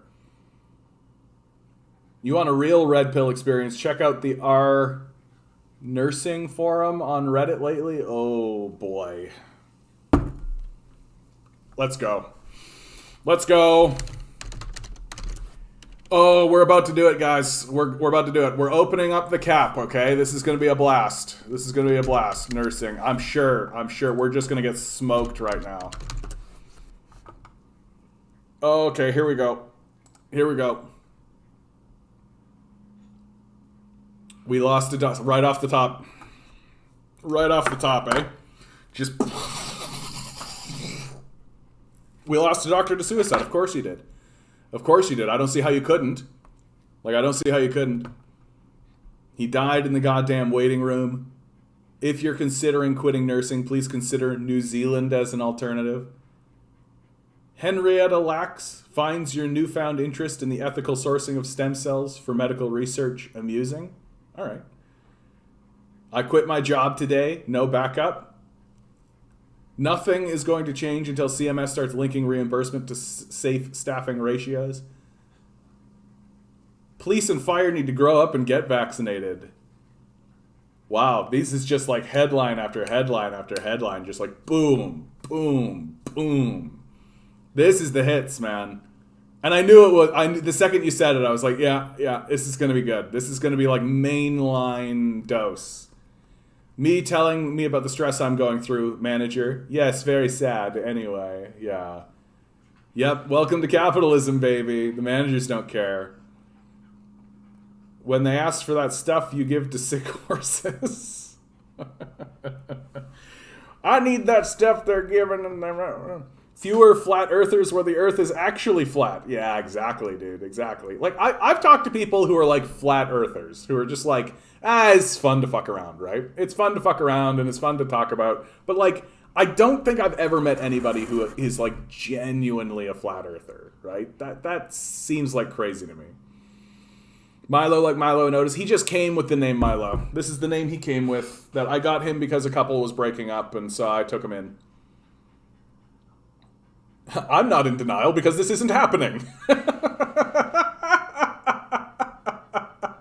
That's like a Frasier sketch. That's what that is. That's like something from Frasier. Right? I am not in denial because this isn't happening. Yeah, either ignorance or denial. Yeah. You can watch your partner leaving you 3 days later. Exactly. You know the joke, POC. You know the joke. Right? Oh yeah, you can watch your dog run away for 2 miles for 2 days. I fucked it up. That's fine. I wonder if there are less flat earthers in places like that compared to the rest of the population. Yeah, who knows, man? Who knows? No, it's fine, dude. It's fine. I got to tell you, like, I just quit today. Went on the very first nursing clinical today. Disgusted. Admins won't let us hang spare Propofol bottles, so we devised a proven system. Vaccine mandates. Getting a vaccine not that difficult. Understaffed post. Like, this is just like straight up. But then also, you guys are, thank you. I just want to thank you for all what you're doing, right? Solidarity everywhere. Nurses during evening night shift. Yeah. Like, everybody's trying to do what we're doing, right? Like, they're trying to find solidarity. They're trying to find a way to cry and grieve. What is my purpose? You pass pills. Oh, my God. That's pretty funny. That's pretty funny. Let your earth be flat, not your hair. Pantene. Fantastic. Fantastic. A friend of mine is a flat earther, and he moved to the Philippines and became a religious fundamentalist. Wow. Wow. It's so rare to hear a story of someone becoming a religious fundamentalist. It usually goes the other direction. Could be the great anti-flat earth commercial. Yeah. Oh, my God. And then you get sad, like, I hope it's just a seasonal cold. If I was a nurse, dude, I could not be a nurse. Like, I couldn't do it because I would constantly be doing that kind of shit. It's bad enough that I work in, like, a cafe and, like, I get a little congested, like, up in my sinuses, like a little kind of, like, feeling, and it's just like, oh, no, I've got the COVID. It's a disaster. I'm going to die, right? And I got to tell you guys, right? Like, a big reason, a big lesson that I've had from this is that I'm going to keep wearing masks and shit. I'm going to keep wearing masks and shit when I go into public spaces, dude. I used to get sick once every few months. Not few months. Once every like 4 or 5 months. So I would get sick like 2 or 3 times a year. Anytime a cold came through my workplace or anything, I definitely would get it. It was always the case. And it wouldn't matter how careful I was being, you know? And so, but since COVID started and everything's been like, put your mask on, I haven't been sick one time. I've never been sick, right? It's a significant change in my life, right? It's a significant, I'm used to getting sick 2 to 3 times a year. Like, I'm used to that. And so once COVID goes away, I'm fucking I don't give a shit. And if people are like, hey, you don't need to wear that mask anymore, I'll be like, go fuck yourself. Like, I don't want to get sick, right? I don't want to get sick. Getting sick sucks. It is suck. It's the worst thing. Like, who wants to get sick? Nobody. And you're telling me, oh, all I have to do to not get sick is put this fucking piece of cloth over my fucking face? Hook me up. Like, hook me up. Like, fuck me up with this mask, man. Like, put mask on my face. Absolutely. Ugh. If you wear a mask out here where I'm staying, they might string you up. Oh, it's that bad, eh, bud? You're not in Atlanta now. Like, where are you right now? It's true, me either. Still wear masks literally everywhere, and I'm vaxxed. Yeah. Like, I don't wear masks, like, outdoors, right? But, like, if I go into a building, I'm going to put a mask on. Like, it's, and like, it's become, like, I always have a mask on me. It's just, like, another thing. It's like, you get your wallet, you get your keys, you get your mask, right? Like, it's become like that. And it's just like, you're in Paulding County? Dude, you're in a county? Dude, you're in a county? Paulding County. Dude. Okay, you're not that far out of Atlanta. It's not that bad. But that's like, that's pretty bad, actually. Like, that's pretty bad. Like, you're not like, I think I would feel a little bit worse. No, you're in super rural town, dude. I was starting to think like, oh, you know, if you were like in a town, but no, you're not in a town. You're not in Rockmart. You're not in anything. Like, they're literally out in the boonies. Are they even in town? Are they in town or are they out of town? And if they're out of town, how far out of town are they? Oh, it's one of those. It's like recently developed kind of thing. Oh, yeah. Okay. Oh, yeah. Hey, NBC News, guys. Major depression is on the rise among everyone, new data shows. What? Who could have ever guessed that a system that forces us to spend 80% of our waking hours commuting to work at jobs that don't pay enough to provide any stability in life would lead to mass societal depression? What? Holy fuck, right? I actually believe, and this is something that I realized yesterday, but I didn't actually say it. We're already past the tipping point, right? That for a society to act, if you want to see societal change happen, right? Well, when 10% of the society brings forward an issue as an issue, then that's something that has to be addressed. That seems to be the rule, right? I don't exactly remember where I got that information from, but it's just something that I've always kind of known. That, and you can see that manifesting in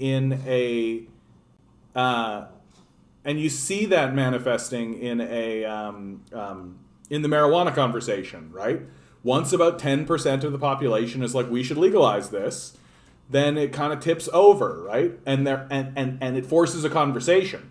Now, that conversation can blow back, and you can be like, no, about it, right? You can definitely do that, but 10% is the tipping point.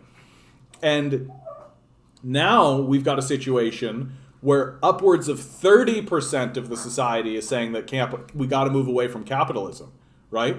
So the tipping points are already here. Like, we're already past the tipping points in regards to the societal impact. So now it's not about letting everybody know or talking about it. It's about mobilizing, and it's about getting into the streets. That's what it's about. That's this next phase.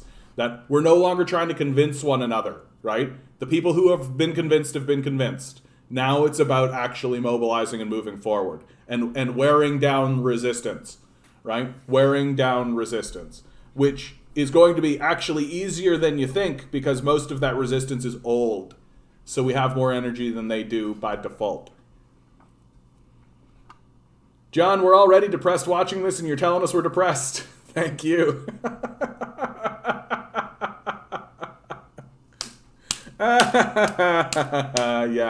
Yeah, dude. What he's saying is that your depression was depression. We're all depressed. I'm not depressed, just fed up with stupidity. Dude, Ruth, I am right on there with you, man. Like, I am right there with you. I'm so over all this stupid shit. And it is stupid shit, eh? Like, it's not even like if I was actually talking to someone about capitalism or about the system that we were living under, and they were like, well, don't you feel at this point articulates the view of the scholar Joseph Bahobofli, who said that, but that's not what's fucking happening, right? That if I was having a rational conversation with reasonable people who were actually trying to like make points and research and all that kind of shit, I would feel a lot better about it. But what we've got is just a bunch of fucking idiots walking around saying dumbass slogans that are stupid on the face of it, that only make sense if you don't know what's going on, right? That only makes sense if you don't know what's going on. It like to me, these people sound like they're on the deck of the Titanic and they're just saying, as the boat is sinking, well, the boat will never sink. It's too big to sink. That's what these guys sound like to me. Oh, it'll never sink. It's too big to sink. That's what these guys sound like to me. There's no longer any motivation to participate in the system. Yeah, people are waking up to the material reality of what's really in their future, and you can't lie to them anymore. And on top of that, like, people are not willing to accept meager subsistence anymore, right? That I want my life. My life matters more to me. My life matters more to me. I want my life. Give me my life. If your system cannot provide my life, then your system doesn't work. And I'm no longer interested in supporting it. Okay, guys, I gotta help my guy. He's literally like, give me peanut butter. Give me peanut butter or give me death. Well, I'm not gonna give you death, buddy. But things are so life and death for the pug. He needs the peanut butter. And if he doesn't get it, he's gonna lose his little puggy mind. He's gonna lose his little puggy mind. He's gonna lose his little puggy mind. I don't mind to give him peanut butter. Peanut butter time. Peanut butter time for Milo. Peanut butter time. It's peanut butter time. Peanut butter time for my little pug. Peanut butter time for my little pug. Peanut butter time for my pug. Peanut butter time for my pug. Peanut butter time for my pug. Yeah. There you go. That was Peanut Butter Time from John Sanderson here on JON Radio. All John, all the time.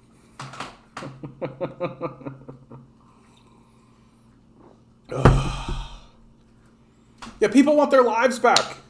They just want their lives back, right? That what we have in truth is like it's like people are waking up from the Matrix, right? We remember the Matrix, that Neo wakes up from his pod, right? That there's like this whole thing where he needs to be convinced and deprogrammed, and then he wakes up in his pod after he takes the pill, right?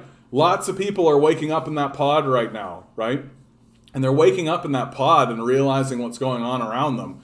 And it's all happening as like a big shock, because we have this education system, right, that takes our children when their brains are still developing and actually convinces them that this is a worthwhile thing to do. And the ones who succeed within the system are the ones who do what they're told, right? Who just do what they told, right? So if you just do what you're told for 12 years straight, the system rewards you with good grades and will send you to a good school where you will continue to do what you're told, and then it'll reward you with the job, right? And then you just continue doing what you're told. Doesn't matter what you're told, right? Just do what you're told, and you'll succeed. Well, now the system is breaking down so effectively that even the people who went to school, went to university, got the really good job, and worked their lives away in that job are now being abandoned, right? So the system is even abandoning those who were most successful within it, right? They can't get the house. They can't get the stuff, right? That it's all... And so you have this group of quote-unquote middle-class people who are waking up. And who are they talking to? Well, they're going to talk to guys like me, who are sitting here being like, yeah, bud, welcome to the party. Right? I'm motherfucking Morpheus up in this bitch. Being like, yeah, hi. Like, we know. John, I can't believe it. You know, they said that this was going to do this, that this was going to... I'm just looking at these guys being like, yeah, bud, I know. Like, I fucking know. Right? It's really hard to wake up. It's pins and needles to wake up looking at the world. Love is required. That's exactly right, Bumbleguppy. You're right about that.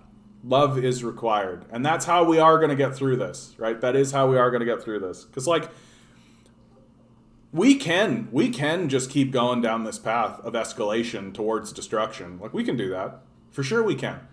Or we can stop. And if we're going to stop, the way to do that is with love. And compassion and empathy. Unless you're a fucking Nazi, then get out of here.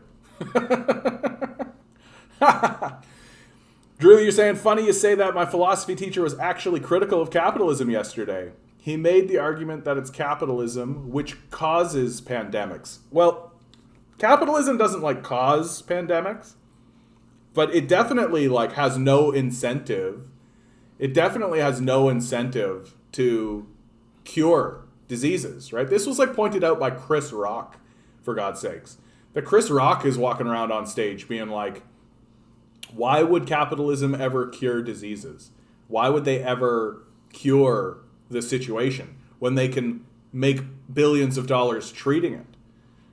I've heard the argument that these guys have no interest in curing COVID, in creating a vaccine that'll actually cure it outright, because they can keep making money off of it. Why would they cure it?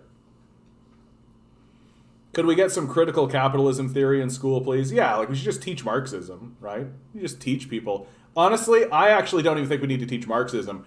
I bet you anything that if all you did was teach kids how the system is structured, just teach them objectively, that the means of production, right, the productive capacity of the society is owned by a small group of billionaires who own all the stocks and the shares of the society, right? And you get to pick which one of those billionaires and in what capacity you work for those billionaires. And we recommend that you get a job that actually pays well, even though those positions are dwindling and are in less and less and there are less and less of them as time moves forward. If you literally just explain that to kids, I think you'd have a full-scale rebellion on your hands pretty much instantly. I think it would be instant that, literally you tell a generation of kids what capitalism is and how it works and what it does. And I think you would basically have a group of voters who would be voting socialist for the rest of their lives. Because it's just become, completely obvious. Oh, it's because of the disease-prone conditions of animal agriculture. Yes, I see where you're saying there. That they like cut. They're not even thinking about pandemics. The pandemics are like completely externalized, right? That they're just completely outside of their consideration whatsoever. Yeah, that's for sure the truth. It's because we're shorthanded on materials in this system. It's not profitable. Well, we're not shorthanded on materials. We have all the materials we need, right? It's just the capitalists create false scarcity, right? They've built a system that's based on scarcity, and then they've created false scarcity to maintain that. Like, the worst thing that could happen to a capitalist system would be creating an infinite amount of something, right? That if there was enough food to feed everybody, well, then in a capitalist model, food becomes worthless, right? That's supply and demand, right? Like if you have 10 times the amount of food, or let's not even be hyperbolic about it. If you have double the amount of food that you need to feed the populace, we throw away 50% of our food, right? So we produce double the food that we need, right? Well, if you have that situation, well, then food prices plummet, right? Prices drop significantly. But that's not what's happening. And why? Because we create false scarcity, right? Because the only way to maintain the system of capital anymore is by creating false scarcity and false markets, right? And that's how the system of capital is perpetuating itself now. That it's literally holding us back. Like, you're genuinely trying to convince me that we couldn't just feed everybody. You're genuinely trying to convince me that we just couldn't have a supermarket and let people come in, take the food, and leave. You're genuinely telling me that we can fund a $2 trillion war effort that amounts to nothing, but we can't subsidize workers in a supermarket so that food is essentially free? I think you're fucking out of your mind. Like, I think you're Looney Tunes if you're saying that kind of shit to me. Sometimes propaganda is what they're not telling you. Yet the lies of omission. The lies of omission are very important. Very important. My mom was literally spouting Marxism this morning, watching two hummingbirds fight over a feeder, and there's enough for both, asking why one is so greedy and territorial. Yeah. Yeah. No, that's the thing that I've noticed about the PPC people, too, is that they talk Marxism. Like, they talk communism. That, like, they just don't know it, right? That I think the most dangerous thing that would happen to the capitalist class in this society would be if suddenly the PPC got taken over by the communists. That if the communists somehow went into the PPC and actually convinced these guys, like the most Looney Tunes position that I can find in the PPC is their disdain for communism. And their disdain from communism 100% comes from the media, who they hate. So they're literally standing up in front of you saying, we hate and despise the media and don't trust a thing that they say, except on the subject of communism where they're 100% correct.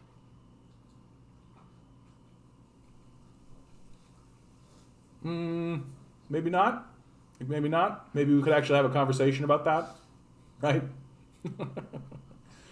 Because a lot of the times they're talking communism, right? They're talking communism. They just don't know it because they won't read it, because I got told when I was 12 that communism is evil. Yeah, planned obsolescence and artificial scarcity. Exactly, right? That's capitalism. Anything to make a buck. Anything to make a buck. The amount of food that's thrown away, stores where dumpsters are locked or guarded. Isn't that a bitch, eh? Isn't that a bitch? Stores where dumpsters are locked or guarded. Like, what the fuck?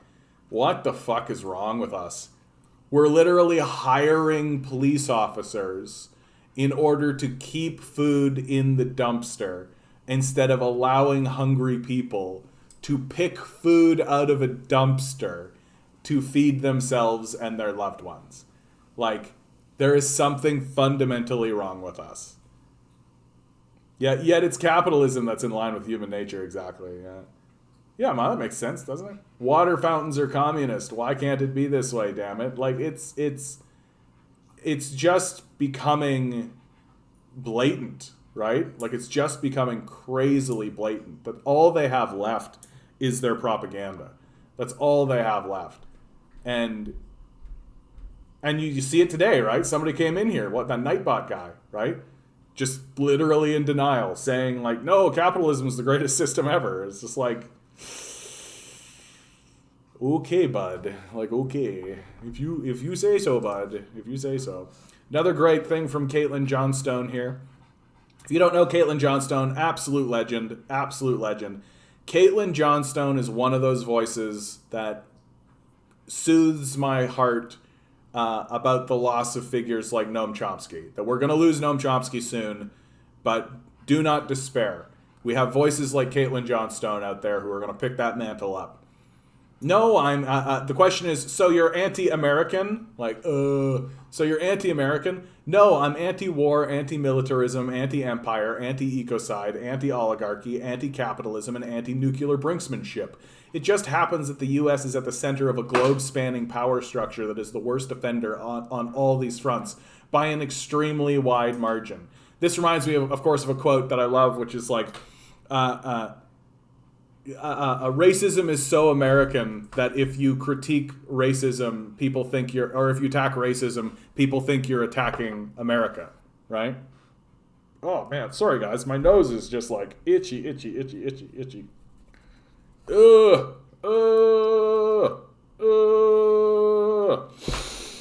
How you doing, bud? You're going after more peanut butter?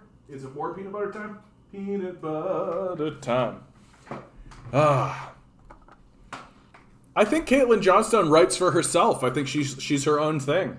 Like I think she's freelance, so she's all over the place. Imagine by John Lennon is basically the Communist Manifesto. Yeah, I see people wear the shirt or have a poster and be against communism. Yeah, I know, right? Like, it's so, like, they just do not think about it. All they have left is their propaganda, exactly. Yeah. There is only a policeman in front of something you have a need for and don't have access to, so you put a guard there. But if orange trees and apple trees grew all over the place, you couldn't sell them. Exactly. Right, exactly. So you've got to withhold these things. I've mentioned this before, but being anti-war, anti-imperialism here in the U.S. has brought me a lot of grief over the years. Yeah, of course it has. Right? Like, never forget that when America went to war in Afghanistan, it did so with like 90% support. Right? That literally 90% of the populace was pro the Afghanistan war. Now, you can make the argument that a lot of that comes from the drum pounding that comes out of the government, but also the CIA and the propaganda departments and all of this. You can make the argument that that is made worse by these institutions. But the truth is that the end result is that 90% of people thought that that war was a good idea, right? And large sections of the American populace still think that that war was a good idea, right? Which is why pulling out in defeat is this big disgraceful thing, because lots of people in America thought that that war was a good idea. Yep. Dude, I was even here in Canada, right? I was saying it the whole time, like their invasion of Iraq and Afghanistan. I was like, this is a stupid idea. We shouldn't be doing this. Like, we shouldn't be doing this. And yeah, I took a lot of flack myself. A big shift in what happened to me, and I noticed in the conversation, was the election of Donald Trump.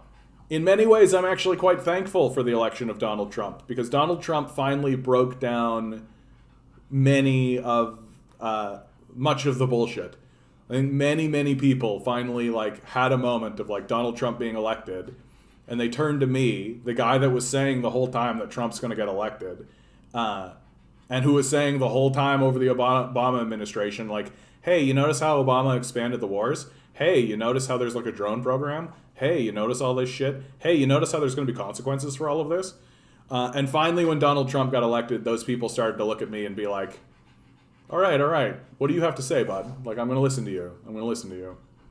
So I'm actually quite thankful for the election of Donald Trump, because it makes me a respectable gentleman, finally.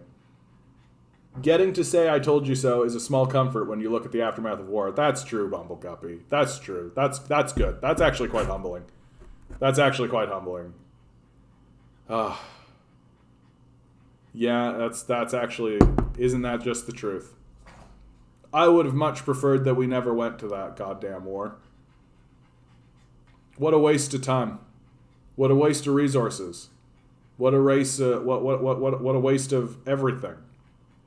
And ultimately, it's a total failure because it's chasing Afghanistan into the hands of America's enemies, right? That Afghanistan is outright and explicitly working with China now. That China has already started to send resources to Afghanistan. Like, it's going to happen very quickly, guys. 5 years from now. 5 years from now, the Belt and Road Initiative will be connected to Kabul, and it'll basically be a lock, right? No one's going to invade Afghanistan again. That's done. That's over. Oh, I know, Mr. Poops. Did you want even more peanut butter? You fatty. My dog, man. What a fatty. What a fatty. Hey, Max. How you doing, bud? Good to see you. A patriot doesn't blindly follow a country and pretends its flaws don't exist. Rather, a patriot understands the flaws of a country and tries to improve it for the better. Yeah, exactly. That's exactly right, bud. That, like, all we're trying to do here is trying to make our society better. Like, this is the thing that kills me about this conversation, is like, think about how much effort it takes to convince a people that withholding food and shelter from it is rational, right? Like, think about how much effort that's actually taking. Think about the amount of resources, the amount of people, the amount of like effort and finances and literal stuff it's taking to convince a populace that food and shelter should be withheld from the populace. That the populace needs to go through a means test, and that means test is called getting a job, where they subserviate and sell themselves to capitalists, the owners of the society, and everyone thinks that this is fine. Like, think about how much effort it's taking to maintain this system, and what would happen if that effort was placed anywhere else for any other purpose, for any productive purpose whatsoever. And, like, we are a desperately unproductive society. Like, most of what we do is explicitly destroying us, right? That we're not actually creating anything. We're not actually making anything. We're literally just constantly in a state of our own self-destruction. And we don't seem to think that we can stop, right? That's the thing that kills me the most. And that's where the propaganda, I think, is most effective, is attempting to convince people that we cannot stop, right? But of course we can. Of course we can stop. And it's just, like, we are going to look back on this age of capitalism with the same kind of confused strangeness that we look at the outcome of the Afghanistan war. Like, people are walking around being like, man, we spent $2 trillion on that war. It killed a bunch of people and it achieved absolutely nothing, right? And we're going to do the same here. We're going to look back and we're just going to be like, yeah, we spent all of this money, achieved absolutely nothing. It gained nothing whatsoever. Why did we do that? Like, why did we do that? Man on the street. Is this a YouTube? Man on the street, schools on capitalism. Well, the homeless know better than anybody. Oh yeah, I've seen this guy talk. I know this guy. What sort of alternative society and culture do you imagine? One that doesn't make guns and bombs, one that's not at war with itself constantly, one that doesn't poison the air, doesn't poison the land, doesn't poison the sea, one that has enough respect for each other and the planet we live on and all the other life forms that share this planet that we live on. One that has enough respect for all of that to live in a way that's completely sustainable, that is beneficial to all of life, so that mankind becomes a symbiotic life form that's supporting the life of its host planet, instead of being a parasitic life form that's devoiding its host planet of its ability to support life. Yep. That's basically it, right? Like, just nailing on the head, right? And it is becoming super obvious. And what's becoming even more obvious is that, like, to me, what's becoming extremely obvious is that the Earth wants to support life. Like, it wants to support us. Like, it obviously does. Like, it's creating gardens. It literally spits food at us. Like, it wants the system to perpetuate itself. It's very, very clear that that's the case. That we are actually working very, very hard. We are being extremely productive towards this path of self-destruction and self-annihilation, right? That this, like, the idea that we're going to be able to negotiate with the Earth along these terms, or that the Earth is going to take us seriously at all, right? Like, the amount of, like yesterday in the clip I used for the video was just like, I'm so tired of these, like, idiots. I have no sympathy for these guys left. Their wounds are self-inflicted, right? Well, eventually that's where I'm going to get to with all of humanity. I'm just going to be like, our wounds are completely self-inflicted. That we are doing this to ourselves. And the only reason we're refusing to stop is because a small group of sociopaths who do not care about the outcome of what happens on Earth and are in fact quite happy and pleased with the Earth being destroyed as they face their own deaths. The only reason we haven't already transitioned away from this self-destructive system is because the means of production are held by the sociopath class. Get rid of these guys. Like, get rid of these guys. It's very straightforward. But the problem is that they have so much power. Like, their economic power is so overwhelming, and they're so influential because we've permitted it to happen, that in order to actually achieve what we are setting out, which is having these guys actually stop and actually, come to their senses, or at the very least remove power from them, well, the only way we're going to do that is if we take to the streets, right? We have to surround the White House. We have to surround the Congress, the Senate, right? Here in Canada, it's the Parliament buildings. We have to surround them, and we have to keep them surrounded until the legislation is passed, right? Until the means of production are transferred in full scale on a one-to-one basis to the working class, right? Or at the very least, the means of production are nationalized and taken away from these capitalists, right? That the capitalists cannot be part of this system any longer, that it must go away. And until we actually do that, and until we actually have that outcome, right, we are under threat of full-scale destruction. We have to actually face this and be adults about it, because it's the only thing that's left, right? We are not going to vote our way out of this. That is not going to happen. We are not going to ask them nicely. Like, that's not going to happen. We need to surround the halls of power. We need to surround the halls of power. And we need to ensure that they cannot do anything. We need to ensure that nothing else is happening. This place needs to be fully locked down, full-scale strike, no action, no movement, nothing whatsoever. And the number one demand is the capitalists have to go. They have to go. The tax rate on wealth over $1 million should be 100%. They need to go away.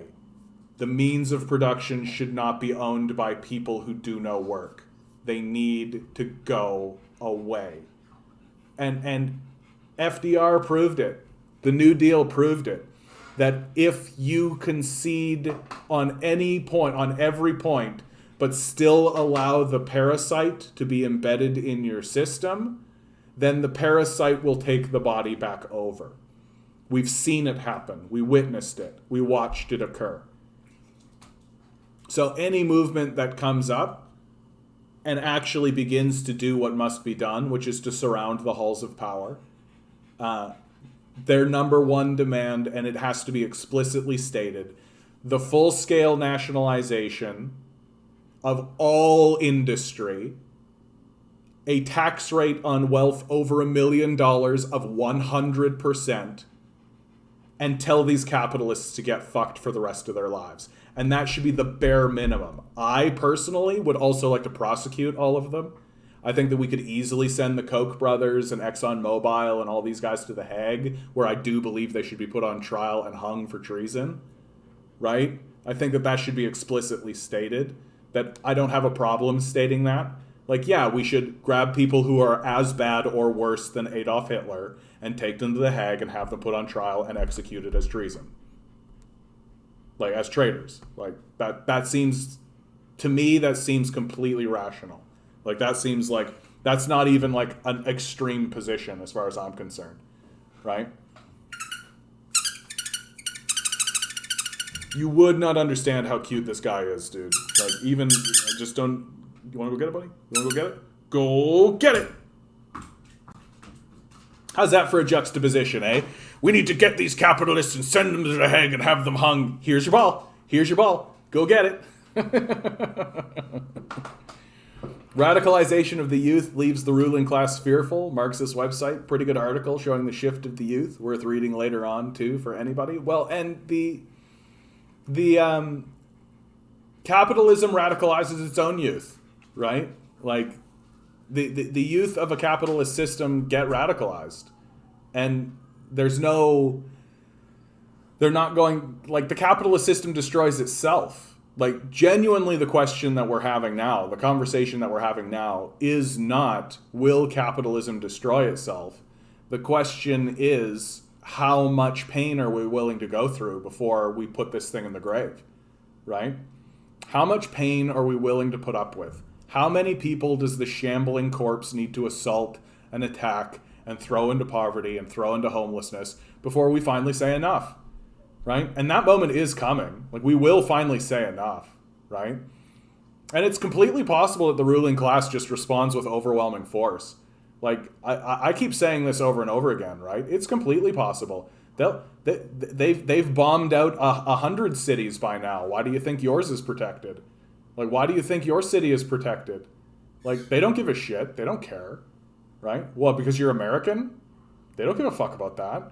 They're rich sociopaths. They don't care, right? They're going to move onto their little island where they know nobody can come and get them, and they're going to launch bombs from there.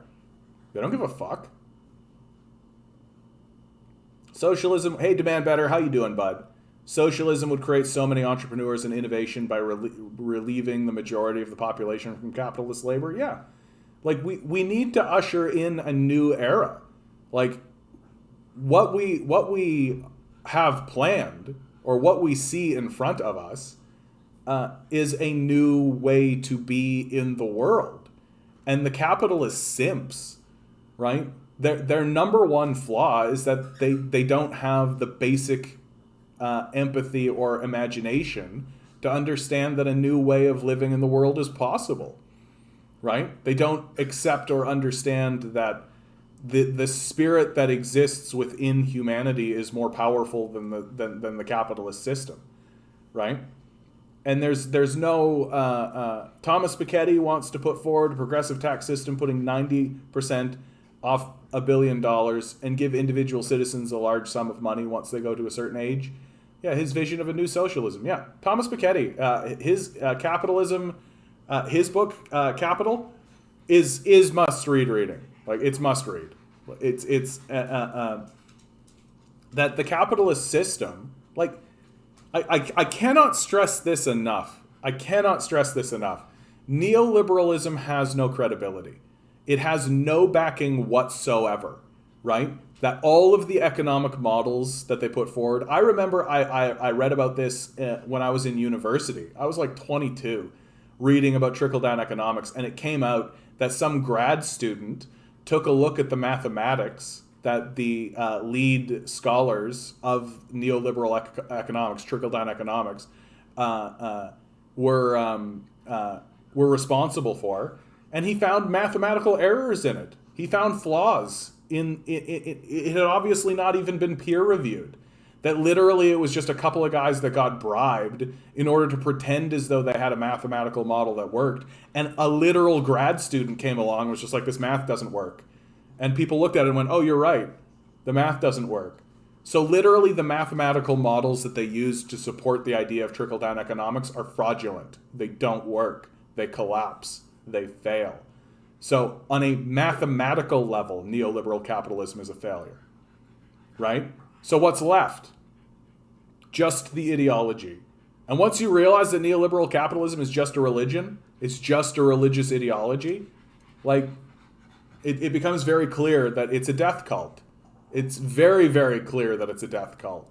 And so then along comes somebody like Thomas Piketty, and he's like, well, I do have a bunch of mathematics, and I do have a bunch of stuff that actually works. And guess what? Turns out that economics is actually much closer to Marx. That Marx had a closer vision of what economics actually looked like than these neoliberal capitalists who never cared about economics. They've never cared about economics. They don't care about economics, right? They care about money for themselves. And so they ran a gigantic grift. I can't remember who said it, something about you can see there's work to do everywhere, but you go. But it isn't getting done because there's no profit. Under socialism, you do the work that needs to be done. Well, and like if you just give people the ability to do things, they'll do them, right? People want to do this shit. Like this idea that people are just going to sit around and do nothing. I think you've got to be detached from your own base humanity. Like people do all kinds of shit. They do all kinds of wacky wonky shit. The question does become, how do you do the work that nobody wants to do, right? But if you're living in a society that actually gives a shit about anything, you work it out and you talk to one another, right? You don't need this system of coercion. Farewell to the hinterlands. Back to Atlanta tomorrow. Have a good one onward. Good to see you, bud. Good to see you. I was worried that you got swept away with the hurricanes.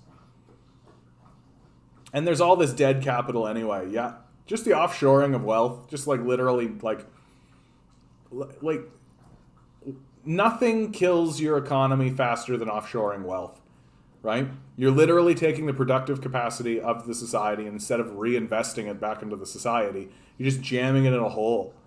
Like, what do you think is going to happen to your economy, dude? Like, what do you think? It's shocking to me the amount of just absurd assumptions that exist within our society. What else do I got? Yep, capitalists want people to be poor. This comes from Tory, the dumb lefty Canadian. Canadians want people to be poor. Not only do they want people to be poor, they want people to not have help, so there will always be a reserve of desperate people willing to work for the lowest dollar amount to keep wages low. That's why they blame things like CERB or welfare. Yeah, very straightforward. Very straightforward. Like, we created a system where the government, our elected body, right, can actually provide food and shelter for people, right? The CERB and welfare do that. They provide food and shelter for people. And what happens under the capitalist model? Oh, suddenly I can't find workers. Suddenly I can't do any of this kind of stuff. Well, then your model sucks and it should go away. What do I think of Thomas's vision, John? Agree, disagree? Should we continue full on Marx? No, it sounds like he's reasonable. That, like, I actually don't think Thomas Piketty's, like, much of a visionary in this regard, right? I think that his step is very much just the next step, right? Like, it seems as though that is the transitionary step, that we need to raise taxes on the wealthy, and we need to create a foundation through some kind of basic income or some kind of scheme, right? But I don't take a look at that as an end point, right? I take a look at that as a transition, and and that's how I've always come to see the basic income. That I think it's correct to critique the basic income from the Marxist perspective. And another thing that sort of leads me into Marxism is that Marxists' critique of the basic income are usually fairly accurate, or at least well informed, right? And if you give people the support they need in order to get their food and shelter, right? Well, at the very bare minimum, you've eliminated homelessness, you've eliminated the worst aspects of poverty in your society, right? And that's just at the bare minimum. And like what these neoliberal capitalists don't want to start admitting or don't want to start talking about is that we can, and in many cases have, eliminated scarcity, right? Like we've eliminated scarcity, right? We've got all the food to feed everybody. We've got all the food to feed everybody. Scarcity is gone, right? So all that's left is the creation of scarcity. That to really maximize profits, you create scarcity. And no, I mean, of course, Thomas Piketty, he's so well researched, but like he as a figure is not revolutionary, right? He genuinely thinks that we can just vote our way out of this. And I just am like, nah. That we're not going to vote our way out of this.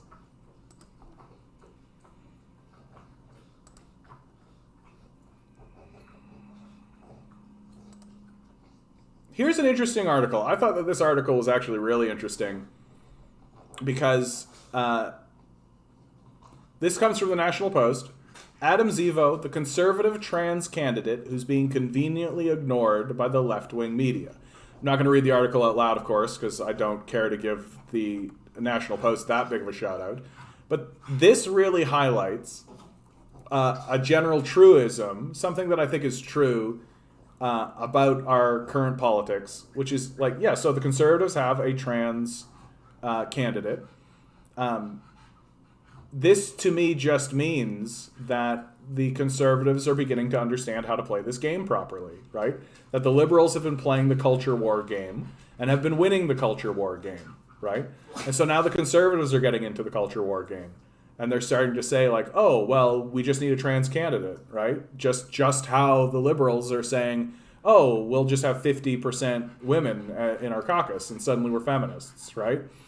And this is like a continuation of the what I have come to see as a grift, that liberals and conservatives, historically, like liberals, they don't actually care about women's issues. They don't actually care about gay rights or LGBTQ or any of this, right? They don't actually care about it, right? They care that you care about it. They care that you are the one that's standing up and being concerned about it. And so now the conservatives are starting to realize, oh, if we want to get into that game, then we've got to get into that game, right?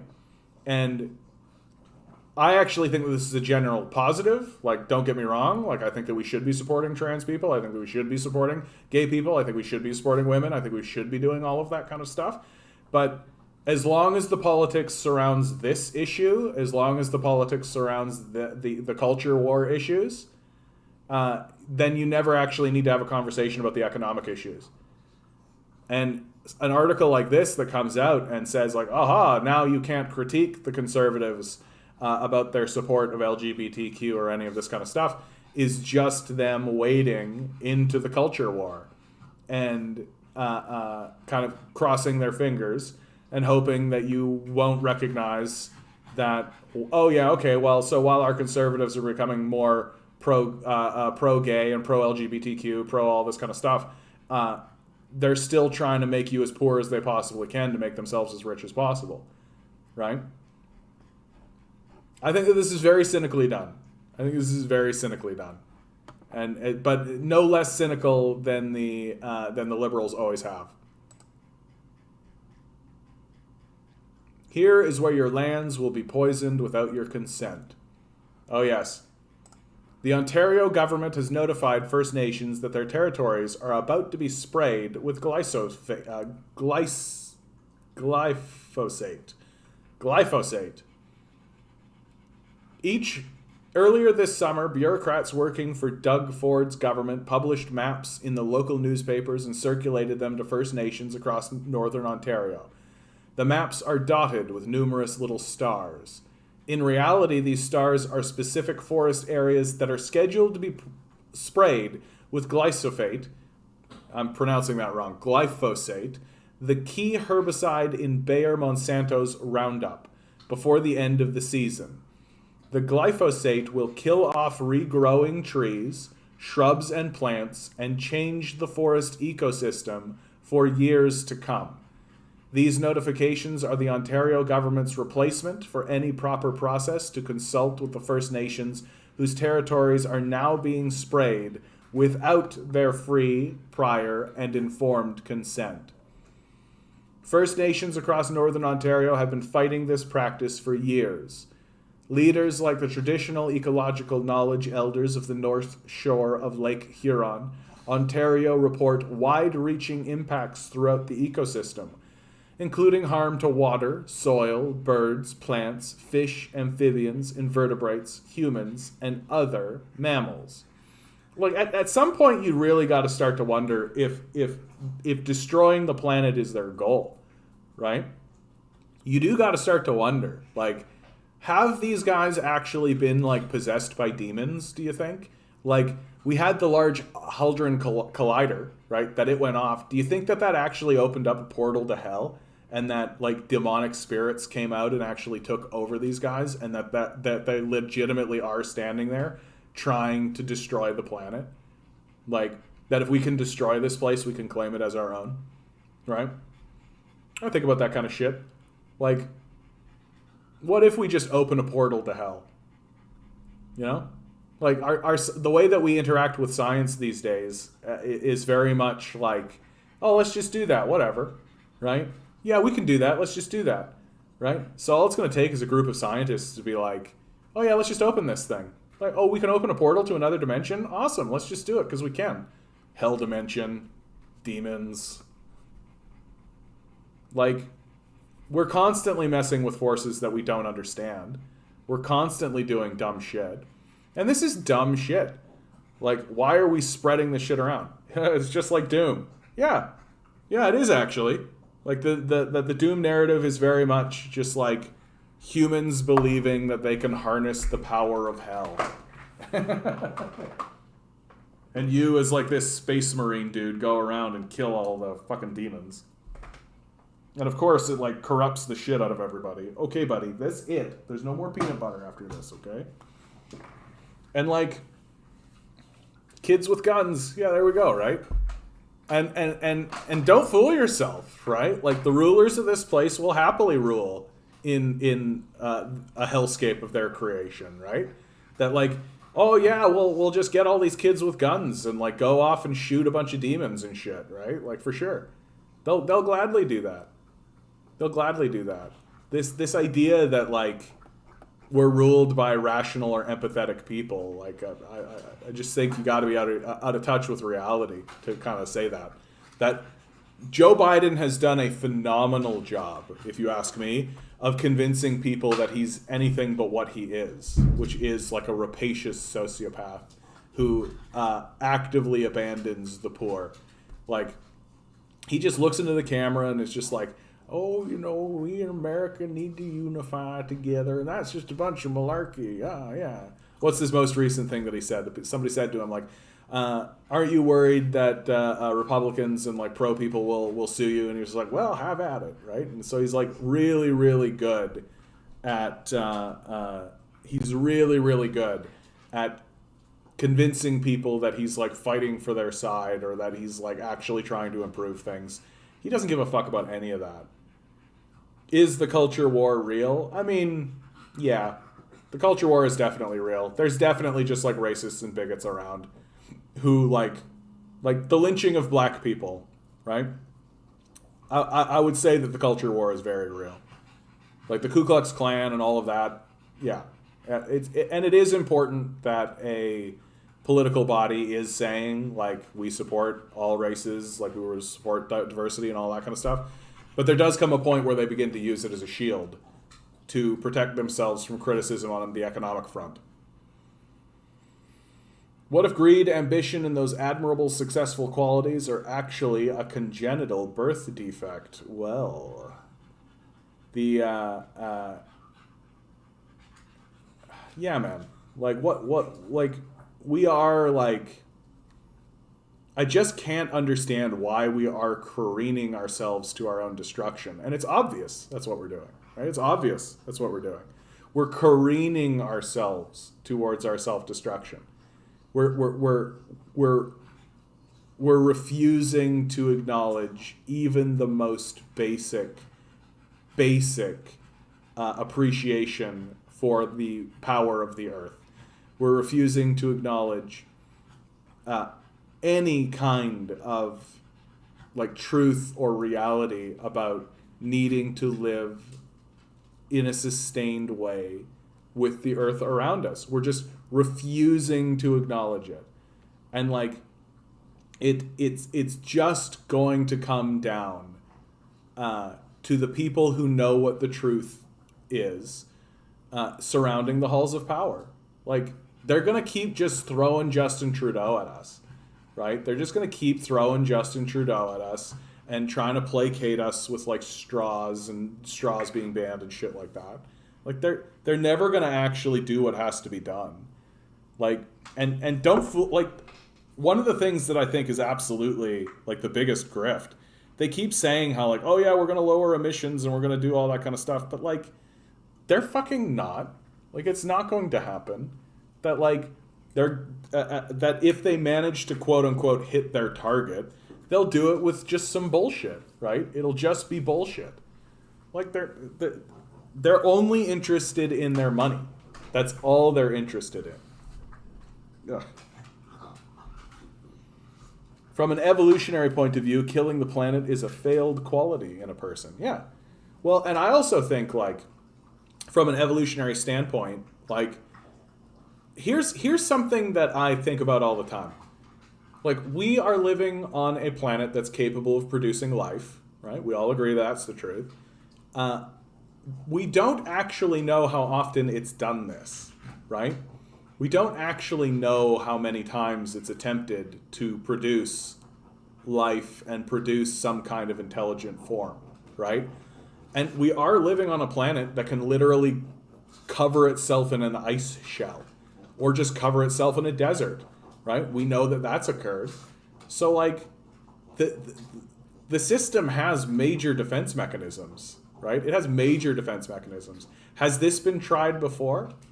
Has this been tried before? Where a group of semi-sentient, semi-intelligent beings have attempted to attain space flight or become larger than their britches, and it just didn't work out, and so the Earth just ice shelled itself?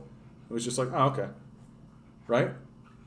Like, we think about these things in such small scale, almost insignificant ways, that literally line goes up over the last 4 months is about as long as we think.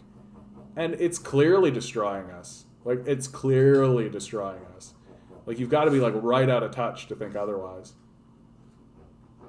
Second Thought did a video of the self-made billionaire. Yeah, Second Thought's great. Well, and the self-made billionaire. Like, what a joke.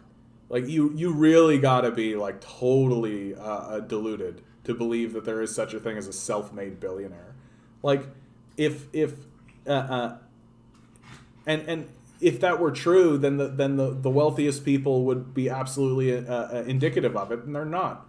So many of them are literally born billionaires. Like, they're just born rich. And it's like, yeah, like, if you were born rich, you would be a billionaire, right? Like, if you were born a billionaire, you'd be a billionaire. And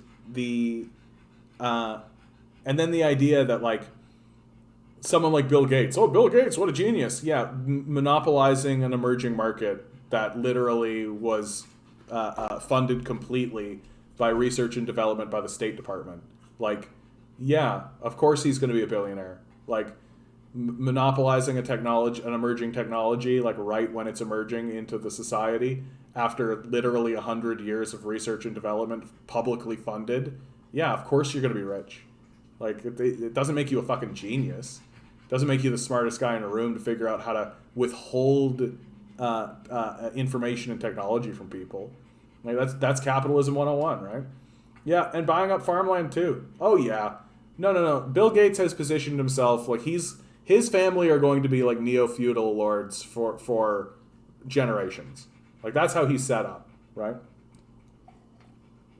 The Gates Foundation will be like one of the great prevailing. Like, Bill Gates is actually setting himself up a lot better than someone like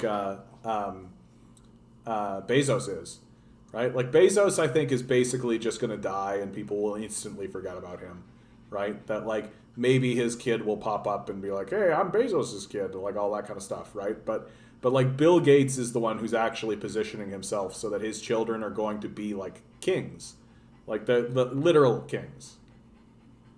Yeah, farmland is an asset. Yeah, exactly. Like, that's why they're doing it, right? That's why they're screwing up the housing market. That's why they're doing all this kind of stuff. Because, like, this is the thing that I gotta, like, the number one thing about what has me so convinced that this capitalist system is going to collapse and go away soon is that the capitalists themselves know it's true, right? The capitalists themselves are well aware. They're not buying up all this farmland because they're confident that capitalism is going to keep going on. They know what's coming. They see it happening. They're betting against the market. They're working to destroy this shit, right? And if they're not working to destroy it, they're certainly preparing for it. And, like, if the capitalists themselves are acting in ways that are collapsing the system, yeah, how will roving hunter-gatherers pay rent? Furs? Yeah. And, like, we can very easily slide into a system of, like, that's what the whole Great Reset is about, if you ask me.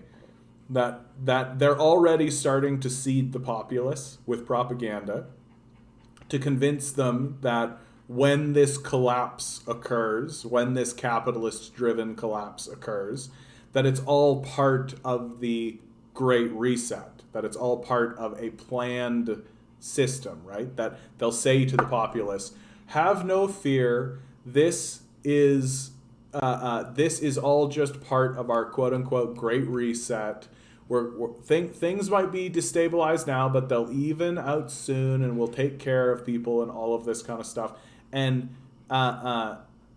it'll buy them time, because the populace will just gullibly be like, oh, they said that it's just the Great Reset, and then things are weird right now, but they'll get better. Yeah, because it's just a reset, and so we can rebuild from there. Yeah, and they'll fucking not put together at all that literally it's just neo-feudalism, that they're just a serf, right? That the reason the difference between feudalism and neo-feudalism will be that the neo-feudal slaves will be able to choose which billionaire they work for, right? But it'll all just be like completely homogenized, right? Like the idea that like this particular billionaire owns this particular place, like all that's going to be gone. The billionaire class will own everything, and they'll own everything through shares, right? So this billionaire, like Bill Gates, will have 10% of everything.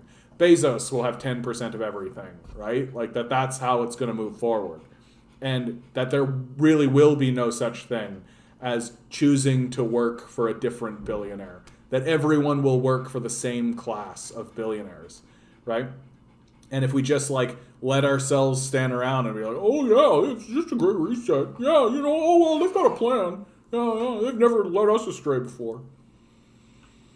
I know this is hard to predict, but when do you think the system will really come to an end, John? I mean, that is hard to predict.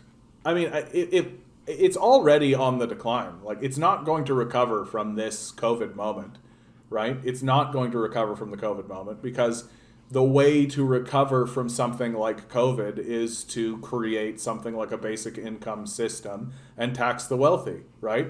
But we're already seeing it in this election. What do the conservatives and the liberals want to do?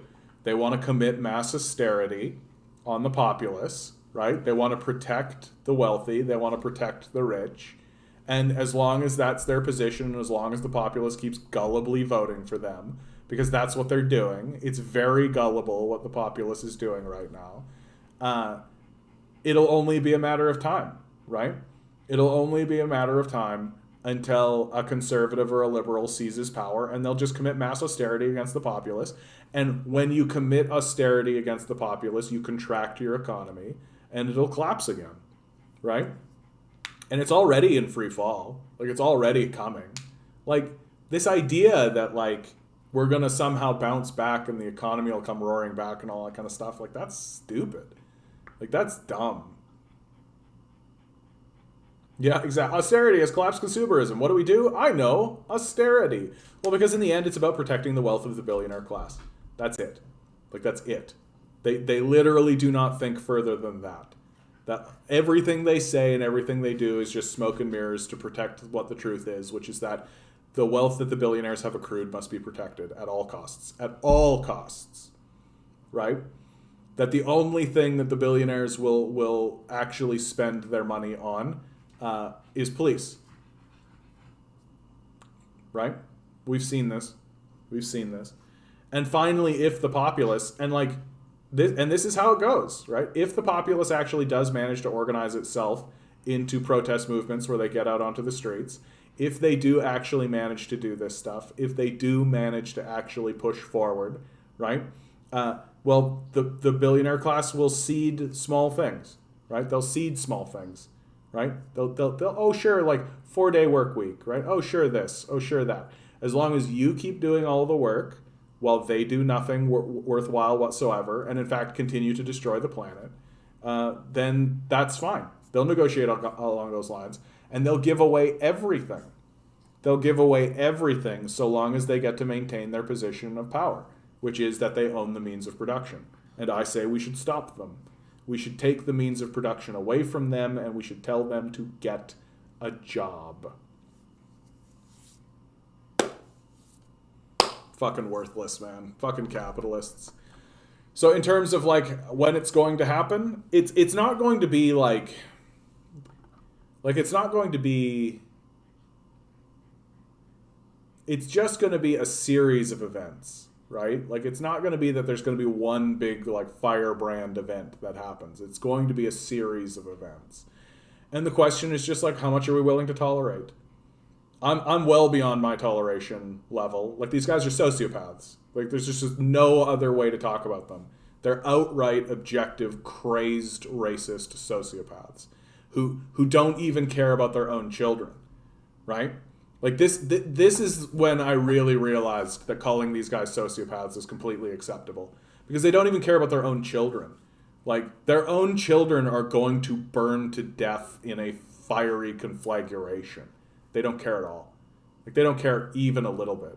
And the fact that they're like going on television and like saying like, oh yeah, of course we care and something's got to be done, all that kind of stuff. Well, you guys are billionaires.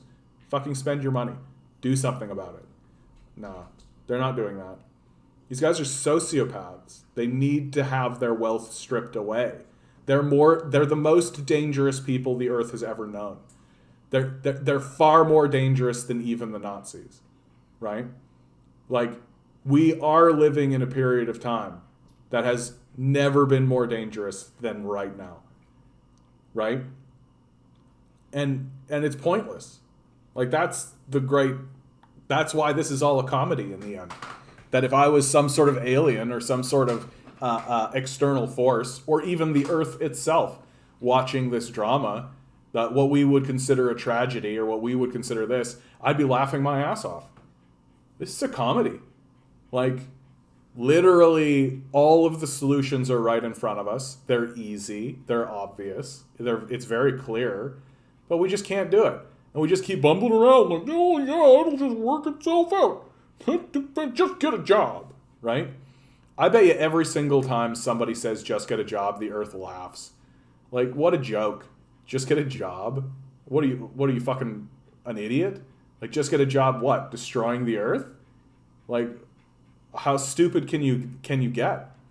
Like, I should just walk around with like a fucking laugh track. And anytime somebody says get a job, you just, and it laughs. Can't or won't. What do you mean, Bumbleguppy? Sorry.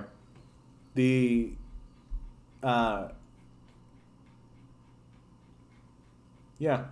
Like we just live in a cosmic comedy where like people like this. I've said this before. It's like a Rick and Morty planet, that like Rick and Morty show up on the planet and we tell them what's going on the planet, or like Rick figures out what's going on the planet pretty quickly. And like, it's absurd. It's a total absurdism. Like, what we're doing could not be stupider. Like, how could it be stupider? How would you make it dumber than this? Right? And like, I actually watched that movie Idiocracy finally. And my only critique of that movie is that, and I mean, it's understandable. But my critique of the movie is that the writer and the director didn't seem to kind of understand that the Earth will defend itself, right? Like, the Earth does defend itself.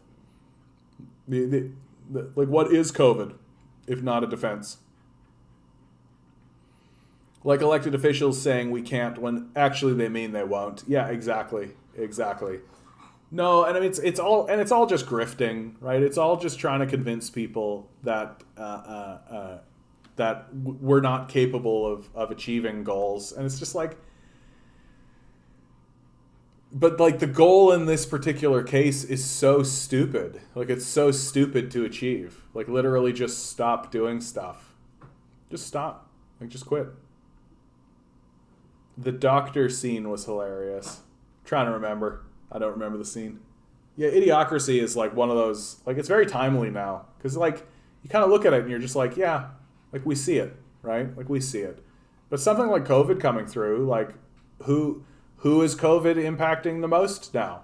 It's impacting the people who refuse to acknowledge the power of COVID, right? It's just it's the people who, sorry to say it, are so fucking stupid and so completely disconnected from anything that they refuse to even put a piece of cloth under over their mouth. They're so like distilled of respect for the power of the world, like, that they're not even trying to protect themselves. And the methods they're choosing to protect themselves are literally like horse paste and shit like this. Like, we're getting a good look at where humanity is right now. We're getting a good look at where America is right now, right? That like this idea, and the idea that we're just gonna step out from what is a national tragedy, right? Like, the COVID deaths are a national tragedy. That there are days where more people died of COVID in that day than died on 9/11. And yet we're supposed to like, oh, we never forget. But COVID, no, get back to work, right? Like, there's a lot of denial surrounding that.